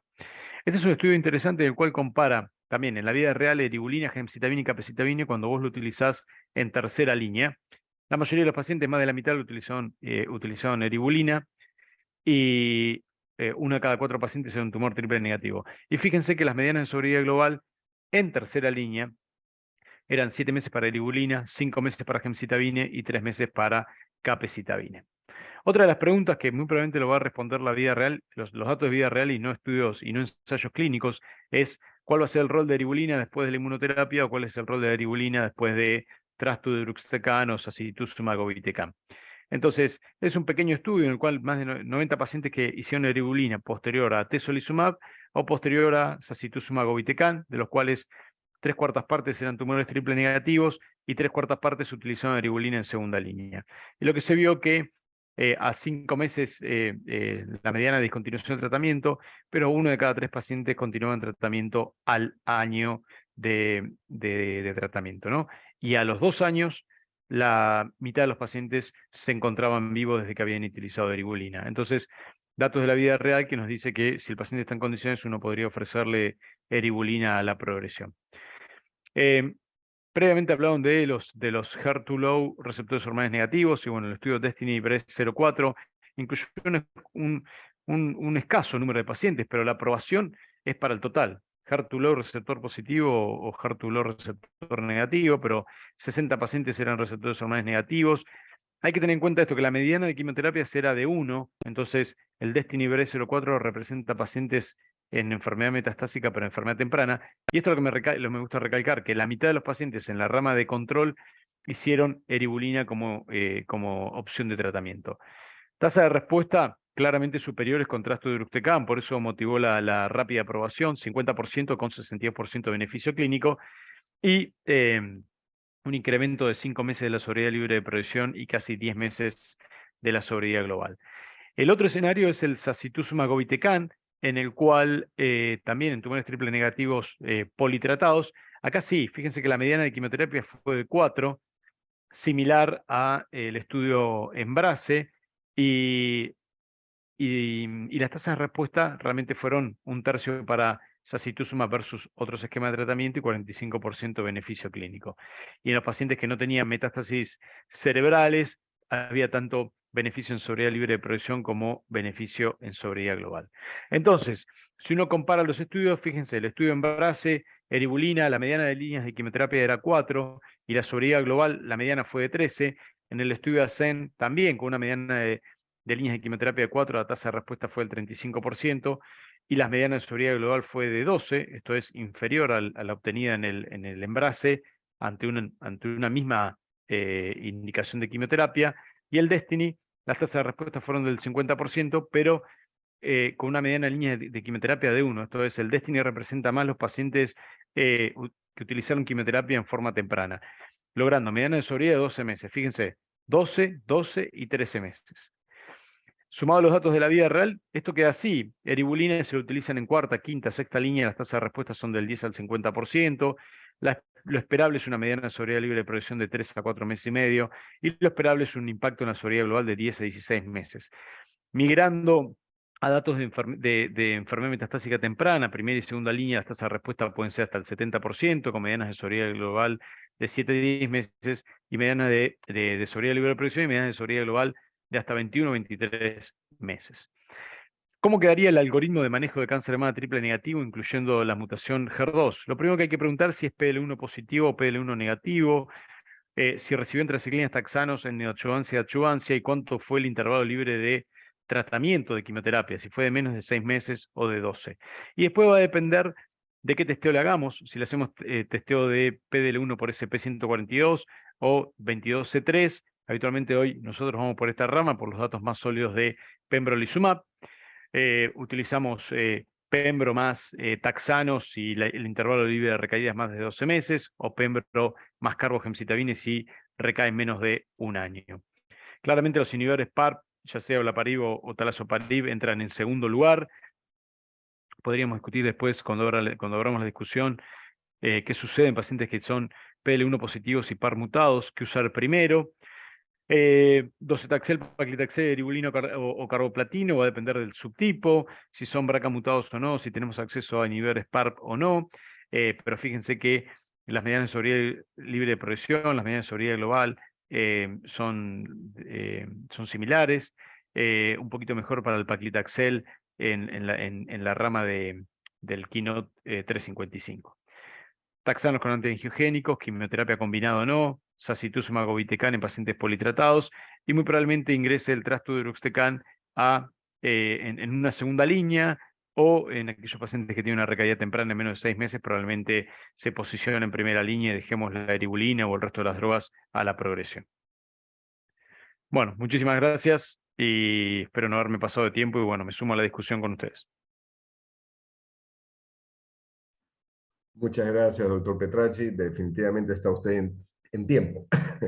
Bien, seguidamente, ¿no?, para desarrollar el tema de manejo neoadyuvante del cáncer de mama HER2 positivo, vamos, así como para el bloque de preguntas, dejamos al doctor Carlos Castañeda, quien es médico oncólogo del Instituto Nacional de Enfermedades Neoplásicas y de Oncosalud, ¿no? Él es máster en genética y biología molecular, máster oficial, ¿no? Ha sido becario del máster avanzado en oncología en España por espacio de 2 años. Ha tenido entrenamientos en MD Anderson Cancer Center y en Johns Hopkins por periodos de 1 año.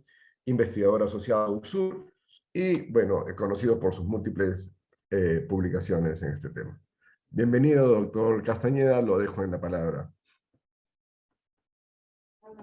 Muchas gracias, Sandro. En aras del tiempo, empiezo. Es una charla súper interesante, la verdad. Espero cubrir las expectativas. Me encargaron específicamente el manejo neoadyuvante del cáncer de mama ER2, ¿no?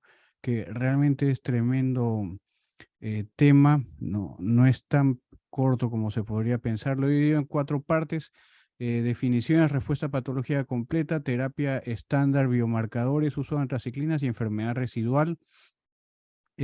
Tenemos el estudio de la doctora Cortázar, que fue financiado por la FDA y publicado en el año 2014 para ver si es que la respuesta a patología completa podía utilizarse como un endpoint relacionado a la sobrevida global, que era lo que se buscaba, y como incluyó un metaanálisis con más de 9.000 pacientes, y como pueden ver en el lado derecho, inferior, sí se asocia a una sobrevida libre de progresión y una sobrevida global, y este es mayor en los cánceres más agresivos, de crecimiento más rápido, como triple negativo ER2, e inclusive los luminales de alta tasa de proliferación.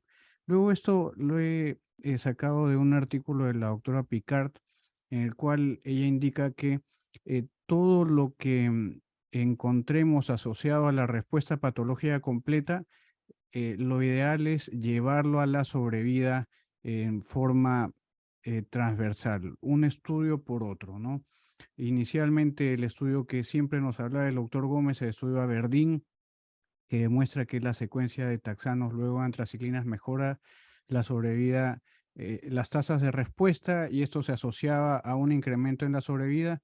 Luego estudios en adyuvancia con más de 11.000 pacientes lo soportan, ¿no? En cuanto a su asociación a la sobrevida. Lo mismo para paclitaxel cada 3 semanas versus semanal, que incrementa las tasas de respuesta, y series en adyuvancia de casi 5.000 pacientes lo soportan, ¿no? Y lo mismo para inhibidores de aromatasa con el doctor Ellis, y que aumenta las cirugías, en este caso las cirugías conservadoras, y al llevarlo a la sobrevida global también hay un beneficio. Luego tenemos la terapia estándar en cáncer de mama ER2, ¿no? El clásico trastuzumab, que ya tiene más de 20 años aprobados, y pertuzumab. Los mecanismos aún no se conocen del todo. El que es claramente aprobado para trastuzumab, que se une a la parte 4 del receptor de ER2, que es casi cerca de la membrana, como lo pueden ver en la parte inferior, es la internalización de los anticuerpos, y de esta forma se elimina, pero también tiene otros mecanismos como fosforilar el receptor, desencadenar una activación de PTEN, y de esta forma hacer que la célula entre en apoptosis o parta el ciclo celular, y además la activación de las células NK, que liberan granzima y perforina y pueden destruir también esta célula. De otro lado, pertuzumab se une a la fracción E2, que es más externa del receptor, y de esta forma hace que las uniones a otros receptores para activarlo, básicamente el ER3 y el ER1, pueda eliminarse, ¿no? Que no se una a estas moléculas. De esta forma, como mencionó el artículo de la doctora Picard, encontramos que las tasas de respuesta mejoran con el bloqueo dual de ER2, ¿no? Desde los estudios con trastuzumab lapatinib hasta el estándar actual, que es trastuzumab pertuzumab, ¿no? Que llegan a 62, 63%, y si es que evaluamos al grupo receptores hormonales negativos, casi estamos en 80%. Ahora, ¿cuánto de esto se traslada ahora a la sobrevida? Muy difícil de encontrar, porque los números no son tan altos, pero ya salen los metaanálisis, y este metaanálisis de la doctora Guarneri encuentra que combinando los 5 estudios que usaron trastuzumab lapatinib, ya se asocia a una mejoría en cuanto a la sobrevida libre de progresión y a la sobrevida global, además de producir el incremento en la tasa de respuestas que previamente ya se había demostrado su asociación a la sobrevida.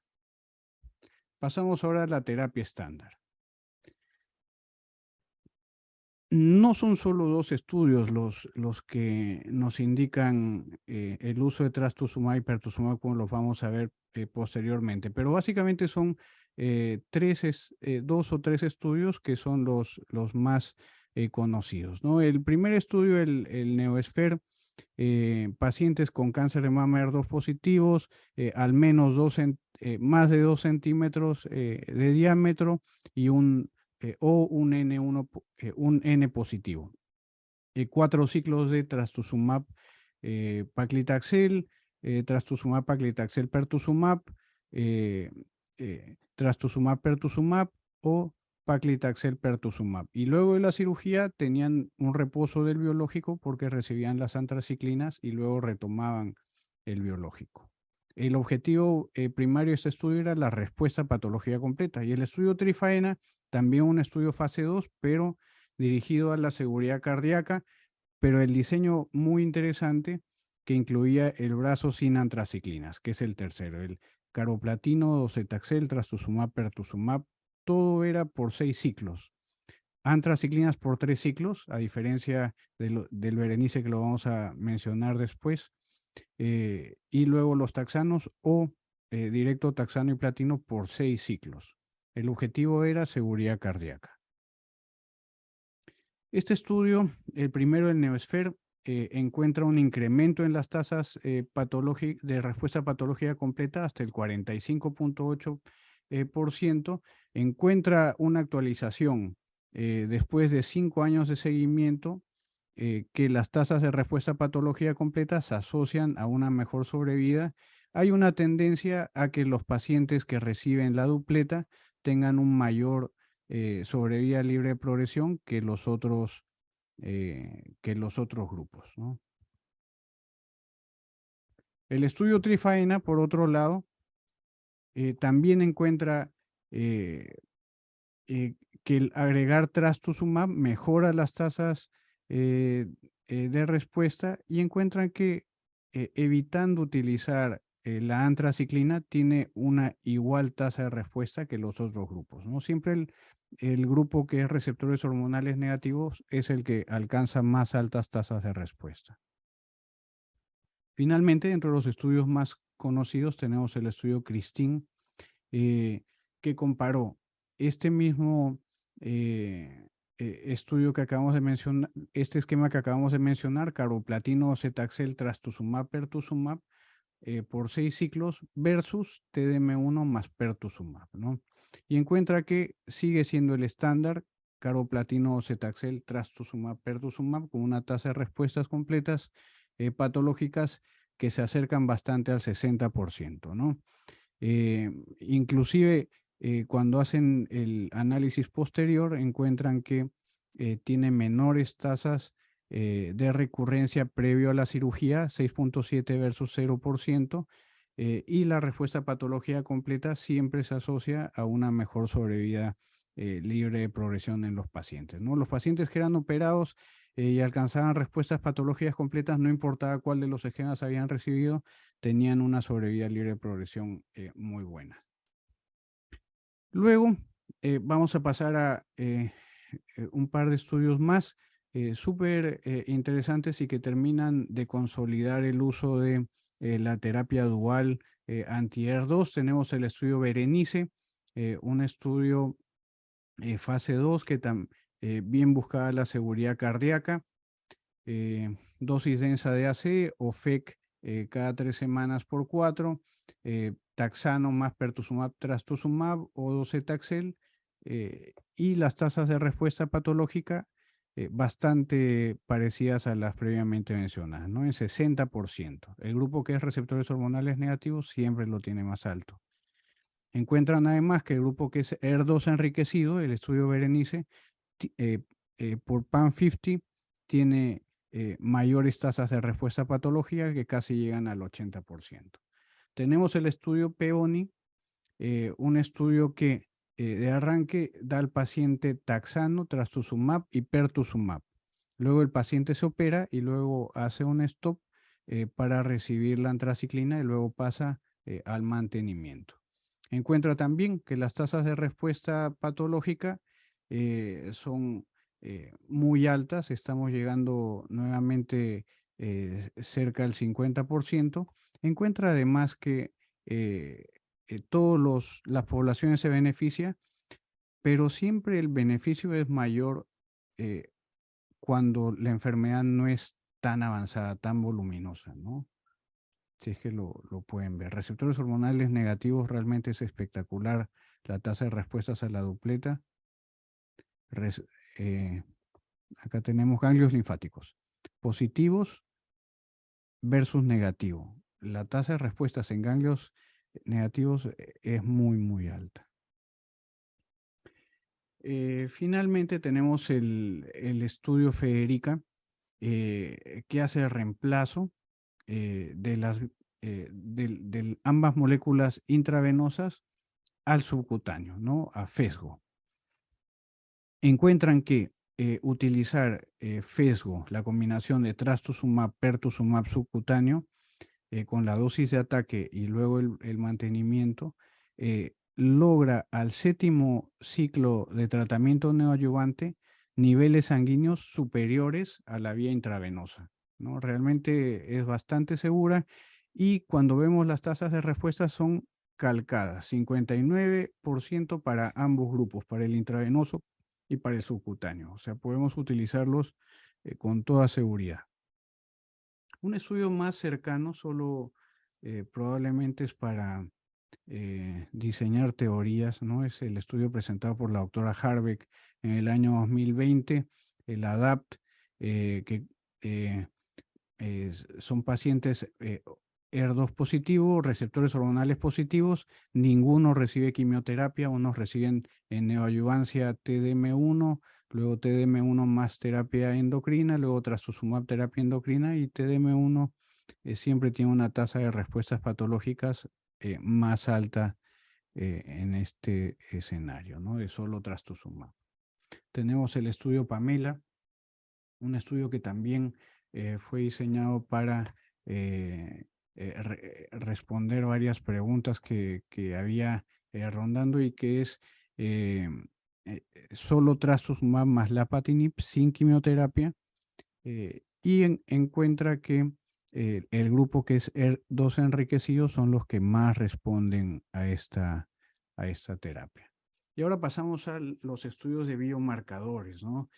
Creo que el consolidado es claro que la neoadyuvancia tiene que incluir la dupleta, ya sea sin antraciclinas o con antraciclinas, pero todos esos estudios tuvieron una carga de análisis de biomarcadores y en el NeoSphere, que fue el primero que se publicó en el año 2017, ya mostraban por ejemplo, que los tumores que tenían mutaciones de PI3K eran los que tenían menos respuesta patológica completa que los que sí, ¿no? Y había otras moléculas como que cuando yo era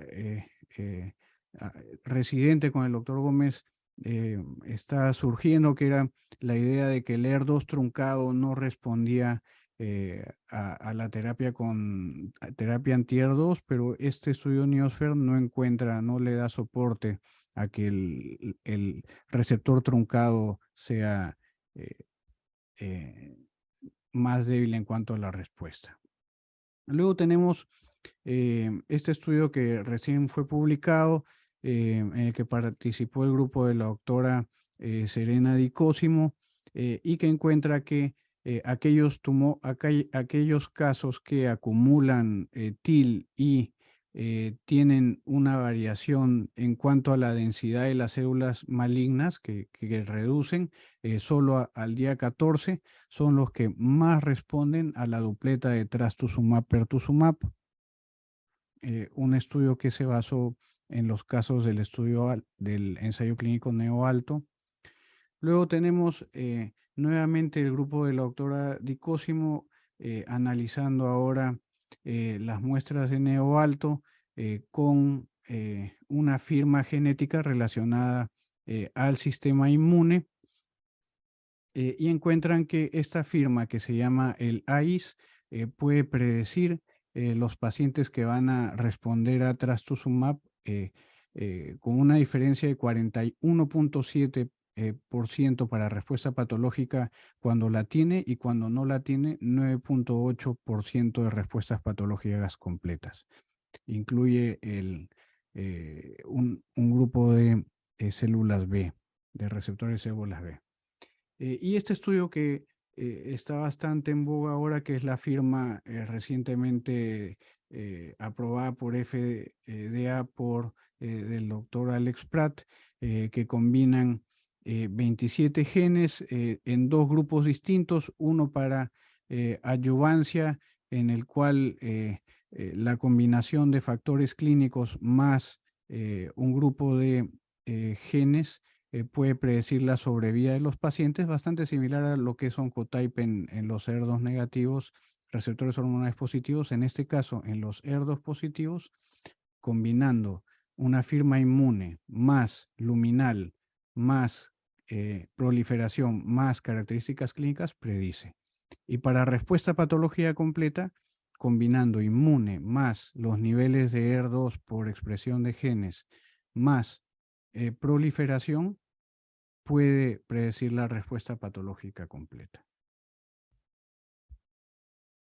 Finalmente, este estudio también presentado por la doctora Di Cosimo en el último ESMO, encuentran que evaluando la expresión del gen de CD36, que es un gen que tiene que ver con la transferencia de ácidos grasos a través de la membrana celular, entendiendo que el cáncer de mama es lipofílico, entendiendo que la molécula del ER2 es lipofílica y hace transferencias además de ácidos grasos, intentan evaluar si es que la presencia de sobreexpresión de este CD36, que no tiene directamente nada que ver con cáncer, sino con transferencia de ácidos grasos por membrana, predice o no la respuesta patológica completa, y las gráficas son muy claras que sí lo predicen, tanto en el NIO-SPHER como en el NIO-ALTO.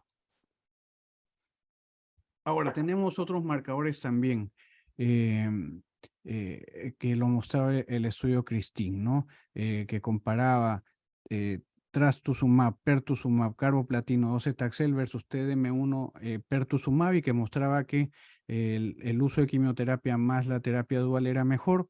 Este estudio prospectivo más corto, fase 2, trata de resolver por qué, ¿no? Y encuentra que los tumores que son heterogéneos no responden al TDM1, sí necesitan quimioterapia con terapia dual, ¿no?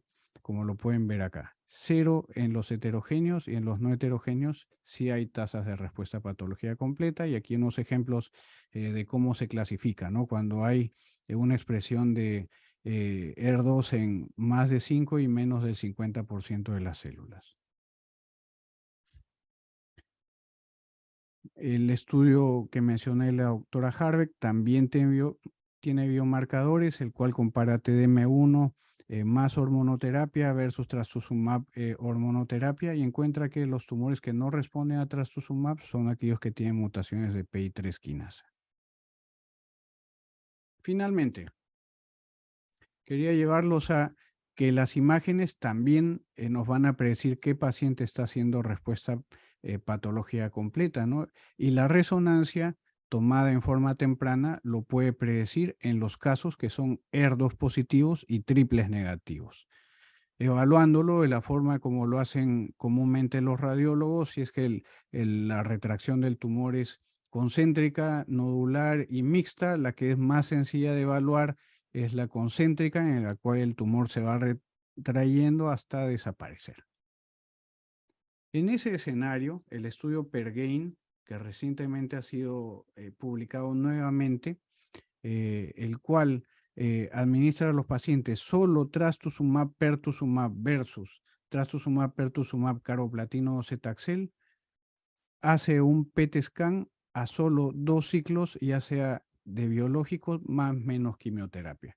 Y encuentra inicialmente que los tumores que tienen una reducción del 40% en el SV, podían tener una tasa de respuestas patológicas muy altas, del 37%, solo recibiendo trastuzumab, pertuzumab, sin quimio. Una actualización encuentra que si es que la reducción alcanza el 77%, utilizando ya sea trastuzumab, pertuzumab, solos o con quimioterapia, se alcanza una tasa de respuesta patológica del 59 al 57%. Ya no se necesita usar quimioterapia en estos tumores que tienen 77% porque tienen una adicción clara al ER2. Finalmente, como dos de los estudios pivotales para trastuzumab, pertuzumab eran para evaluar disfunción cardíaca, solo una palabra sobre eso. Hay que hacer controles cada 2 a 3 meses. El corte es 50%, y 10% de variación, y en esos casos hay que detener y observar al paciente luego de 3 semanas. Uso de antraciclinas.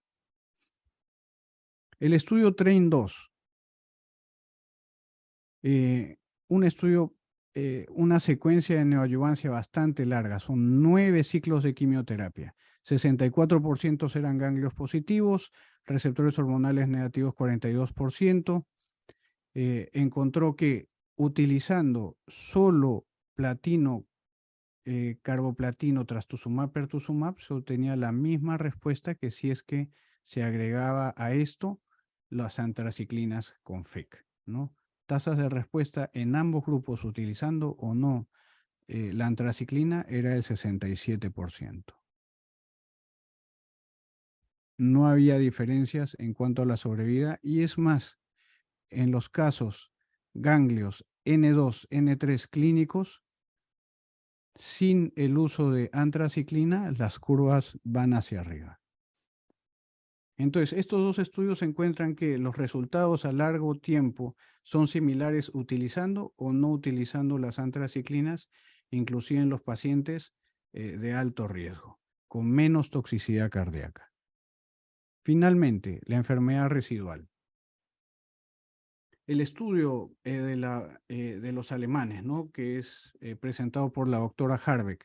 En este brazo ya no TDM1 contra trastuzumab hormonoterapia, sino este es otro brazo de este mismo estudio ADAPT-TP que comparaba 12 semanas de solo trastuzumab pertuzumab versus paclitaxel semanal trastuzumab pertuzumab, y encuentra que los pacientes que alcanzan respuesta patológica completa no necesitan más terapia. O sea, independiente de que ni siquiera hayan recibido quimioterapia, el pronóstico es favorable. Entonces, en los pacientes que alcanzan respuesta patológica completa, hay bastante evidencia de que la adicción a ER2 es muy alta y el uso de quimioterapia aún requiere más estudios. El estudio Catherine, el estudio estándar para pacientes con cáncer de mama ER2 positivos que reciben neoadyuvancia, 1.400 pacientes, enfermedad residual después del uso de la quimioterapia neoadyuvante, 2 brazos, TDM1 versus trastuzumab, ambos por 14 ciclos. Los pacientes habían recibido en neoadyuvancia al menos 6 ciclos de terapia, que incluía al menos 9 semanas de taxanos y al menos 9 semanas de trastuzumab. 75.9% de los pacientes en el brazo de trastuzumab y 77.9% en el brazo de TDM1 habían recibido antraciclinas, y el 18.7% en el brazo de trastu y 17.9% en TDM1 habían recibido pertuzumab en la neoadyuvancia. Y encuentran que la sobrevida libre de progresión largamente favorece a TDM1, con una sobrevida libre de enfermedad invasiva a los 3 años de 88 versus 77%, ¿no? Con esto queda claro en que estamos con el nuevo estándar de TDM1 luego de neoadyuvancia, incluyendo trastuzumab en cáncer de mama ER2 positivo. Nuevamente las curvas alcanza la significancia en sobrevida libre de enfermedad en el lado izquierdo y en la sobrevida global también nos vamos acercando a la significancia. En cuanto a biomarcadores, el doctor Denker presentó que los pacientes que los niveles de expresión de RNA mensajero de ER2 podían predecir si el paciente se iba a continuar beneficiando de trastuzumab o no, pero no había diferencia para el uso de TDM1. No predice TDM1, sí trastuzumab. Y este artículo que fue recientemente publicado encuentra que haciendo un análisis del ER2 por inmunohistoquímica o por FISH en la lesión residual después de la neoadyuvancia, indica que aquellos que cambian de ER2 positivo a ER2 negativo se benefician de TDM1, no encontrando una sola recurrencia en estos 28 casos, mientras que en los casos que cambiaron y continuaron con trastuzumab tenían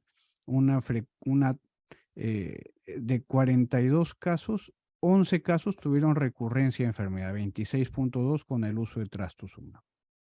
Finalmente, 3 slides del Impassion 050, un estudio que trató de agregar atezolizumab a trastuzumab, pertuzumab y quimioterapia neoadyuvante, no encuentra que, a pesar de lo que uno podía pensar y esperar, mejore las tasas de respuesta el agregar atezolizumab a la dupleta, ¿no? Inclusive las gráficas muestran que los casos PDL1 negativo probablemente se estaban beneficiando más de atezolizumab, contrario a lo que uno pensaría, sin diferencias en cuanto a la sobrevida. Muchas gracias. Bueno, pasamos. Muchas gracias, Carlos, por tu ponencia, ¿no? Excelente como siempre. Pasamos a la ronda de preguntas, ¿no? Y quedas a cargo de la moderación. Gracias. Muchas gracias a todos los ponentes.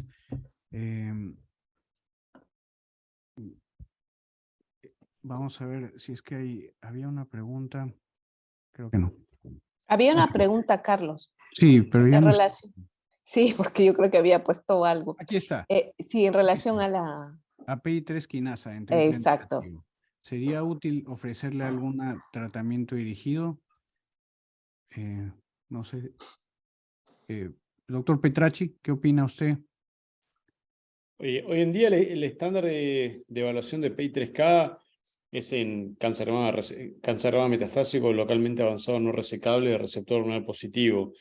En los HER2 y en los triples negativos, la incidencia de mutación de PI3K en hotspots es elevada, es 20-30%, pero no agregar alpelisib o llegado el caso everolimus no es un tratamiento estándar. Nosotros estamos participando del EPIC B2, que es en HER2 positivo, que después de hacer Cleopatra, dentro del mantenimiento quedan con trastu-pertu, y si tiene mutación de PI3K, se los randomiza a recibir placebo o alpelisib dentro del esquema de mantenimiento, pero claramente es dentro de ensayo clínico, ¿no? Sí.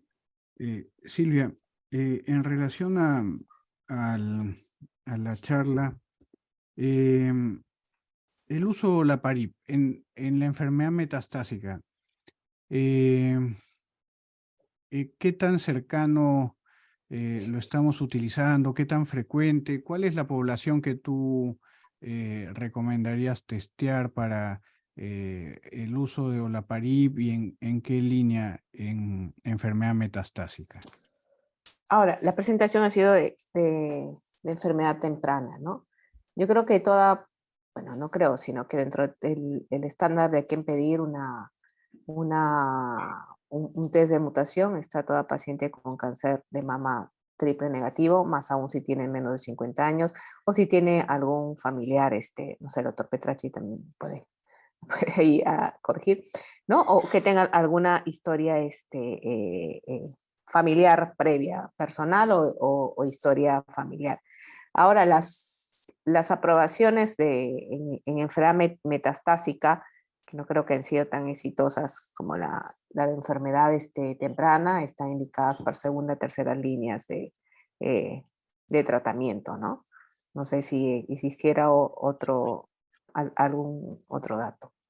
Pero en Sí, adyuvancia sí es más clara, ¿no? sí, y en enfermedad temprana, ¿tienes alguna población de las que mencionaste que creas Sí. que va a salir antes, la residual o cuál crees que está más cerca, que van a tener más beneficio?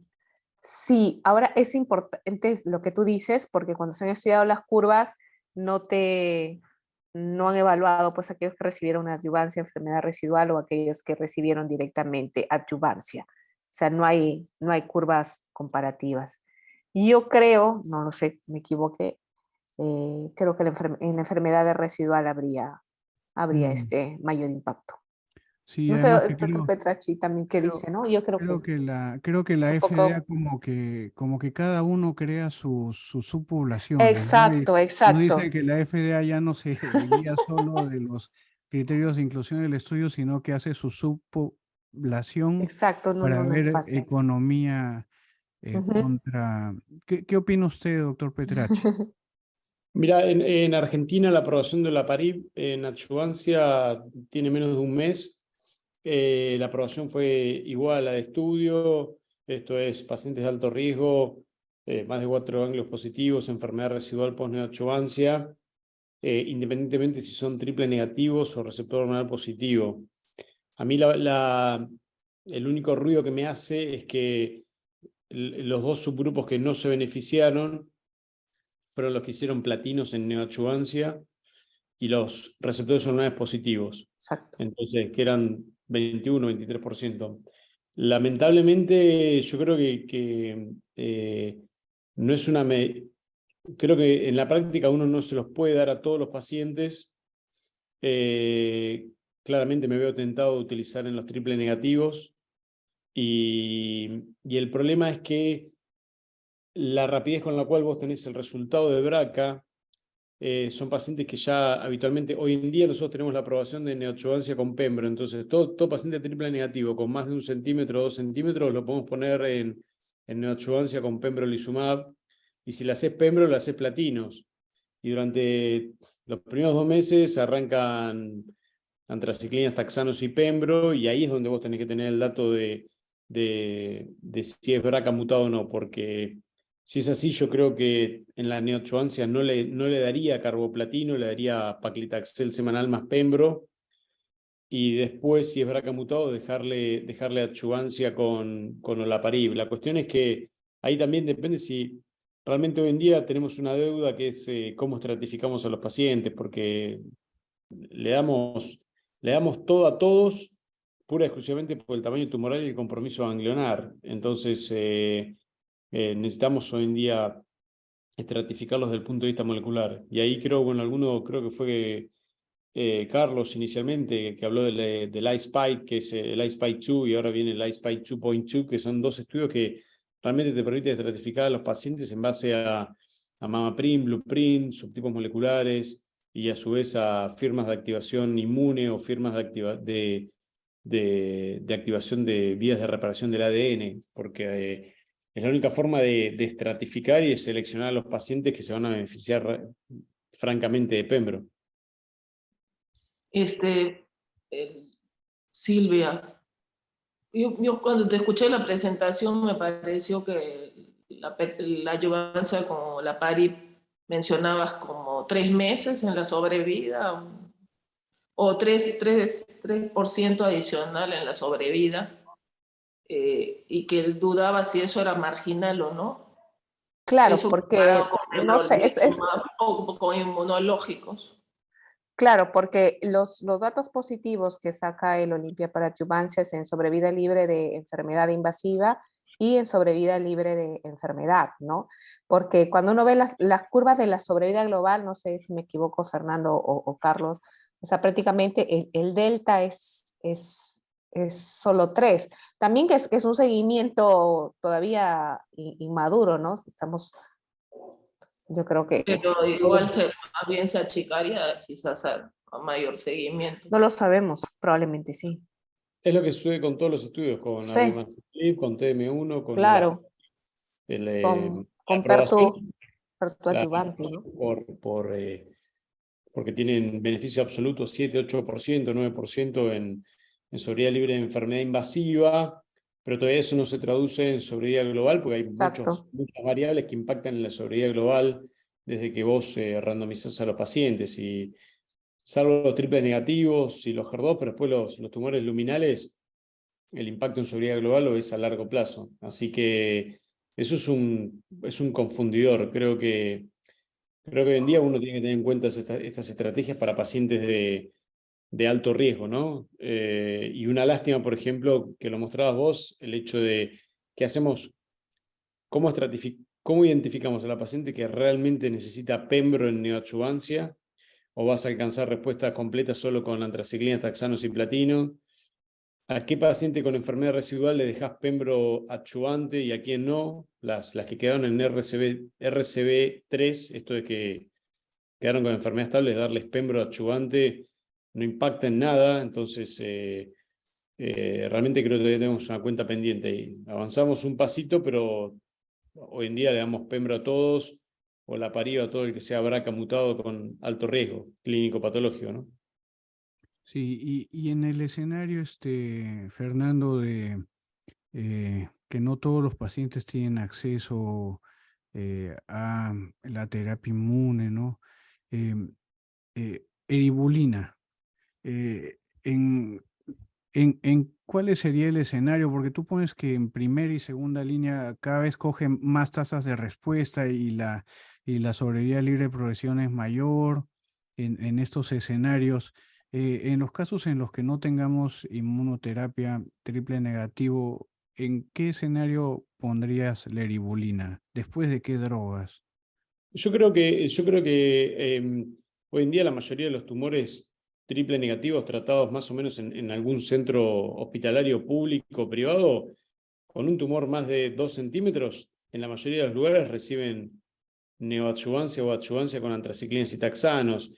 Lamentablemente todos los estudios con eribulina quedaron ligados a que los pacientes tenían que recibir antraciclinas y taxanos previamente, ya sea en neoadjuvancia, adjuvancia o en primera y segunda línea. Entonces, lamentablemente eribulina quedó ligada a eso. Pero bueno, necesariamente uno no tiene por qué utilizar eribulina, ya está, es una droga aprobada como el resto, como gemcitabina. Uno no piensa, bueno, ¿a quién le doy carboplatino primero? Gemcitabine, vinorelbine. Creo que la competencia ahí está con respecto a capecitabine, y creo que, bueno, probablemente capecitabine tiene una ventaja que es vía oral, no se cae el pelo, utilizada en forma metronómica tiene un buen perfil de toxicidad, los pacientes no van a hospital de día, y creo que muy probablemente en pacientes con tumores triple negativos de bajo volumen, que no están en crisis visceral o que no están o que no tienen mucho volumen de enfermedad y querés buscar tasa de respuesta y no necesitas una combinación de quimioterapia, la eribulina encaja perfecto. Así que nosotros hace 2 años y medio que la tenemos, y realmente es una medicación sumamente... Claramente, cuando vos pienses en reexponer a un paciente taxano, pensá en utilizar eribulina y no reexponerla, porque es mejor eribulina que volver a usar docetaxel o paclitaxel, o reexponer la CAPE, o reexponer la antraciclinas, o antraciclinas versión doxoliposomal. Muy bien, no tenemos preguntas. Hay una Hay pregunta, una. Carlos, Sí, de apareció. lo que tú has Sí. puesto. ¿Qué consideran que sería el impacto de los subtipos ER2 low y ultra low en pacientes con enfermedad localmente avanzada? Un anónimo. Yo creo que el concepto hoy en día lo dejaron bien claro en ESMO, que el HER2-low no es un subtipo de cáncer de mama, es una variante dinámica. Es una variante dinámica a lo largo de la enfermedad. Uno puede encontrarse, no es lo mismo un HER2-low de novo, esto es un cáncer de mama hoy en día que sea luminal con una cruz de HER2, o una paciente que es triple negativo y a la recaída en hígado la biopsias y ahí te aparece un HER2, una cruz, ¿no? O una paciente que está tratada con TM1 por cáncer de mama metastásico en segunda línea y le rebiopsias el hígado y pasó a ser de HER2, 3 cruces a 2 cruces. Entonces, es algo dinámico el HER2-low, por eso hay que tener en cuenta en qué momento uno lo testea, si es en enfermedad primaria, a la recaída, si es un cáncer de mama de nuevo, o si es un HER2-low luego de lo que se llama presión terapéutica. Esto es después de darle un tratamiento anti-HER y que vos tengas down regulation de la expresión de receptores hormonales. Así que hay que tener en cuenta todo eso. Por eso me gustó una presentación de ESMO en la cual decían el HER2-low no es un subtipo de cáncer de mama. Si vos a los HER2-low los testeás por PAM50, no vas a encontrar mayor cantidad de HER2 enriquecidos dependiendo si es HER2 0, 1, 2 cruces. Entonces, hay que tener en cuenta ese concepto. El trastuzumab, en la medida que haya una baja expresión de HER2, es una droga útil, vino para quedarse, ya está aprobado en Estados Unidos. En Argentina, por lo que nos comentaron, va a entrar en el 2024. Y después, bueno, hay que ver después en qué orden los ponemos, ¿no? Pero bueno, claramente se va a posicionar en forma temprana, ¿no? En primera y segunda línea. Muy bien. Silvia, unas últimas palabras para concluir el simposio en relación a tu charla. Sí, no, yo creo que, como bien decía Fernando, hay que inmediatamente tener a este grupo de pacientes triple negativo, inmediatamente pedir todos los biomarcadores o en este caso el BRCA, ¿no? Porque nos va a ayudar a definir el pre, el post y lo que va a pasar a futuro con el paciente, ¿no? Y definitivamente revisando los artículos, no lo mencionan, pero creo que hay que ir de la mano con la genetista y el consejo genético y la prevención de las segundas neoplasias en este caso. Listo, muchas gracias. Con todo, Sandro, dejo para que Muchas gracias a todos los panelistas, al doctor Carlos Castañeda, al doctor Fernando Petracci, a Silvia Sub, al doctor Hugo Fuentes, y para concluir la sesión dejo la palabra a la doctora Tatiana Vidaurre, presidenta de la Sociedad Peruana de Cancerología. Muchas gracias, doctor Sandro Casavilca. Nuestro agradecimiento al doctor Carlos Castañeda por coordinar esta actividad académica. Muchas gracias, doctor Petracci, a la doctora Necio Sup y al doctor Hugo Fuentes por las brillantes presentaciones y por apoyar esta difusión del conocimiento científico a beneficio del mejor tratamiento de nuestros pacientes oncológicos. Será hasta la próxima oportunidad. Saludos a todos. Gracias, buenas noches. Un abrazo, hasta luego. Buenas noches, buenas noches. Gracias, Tati.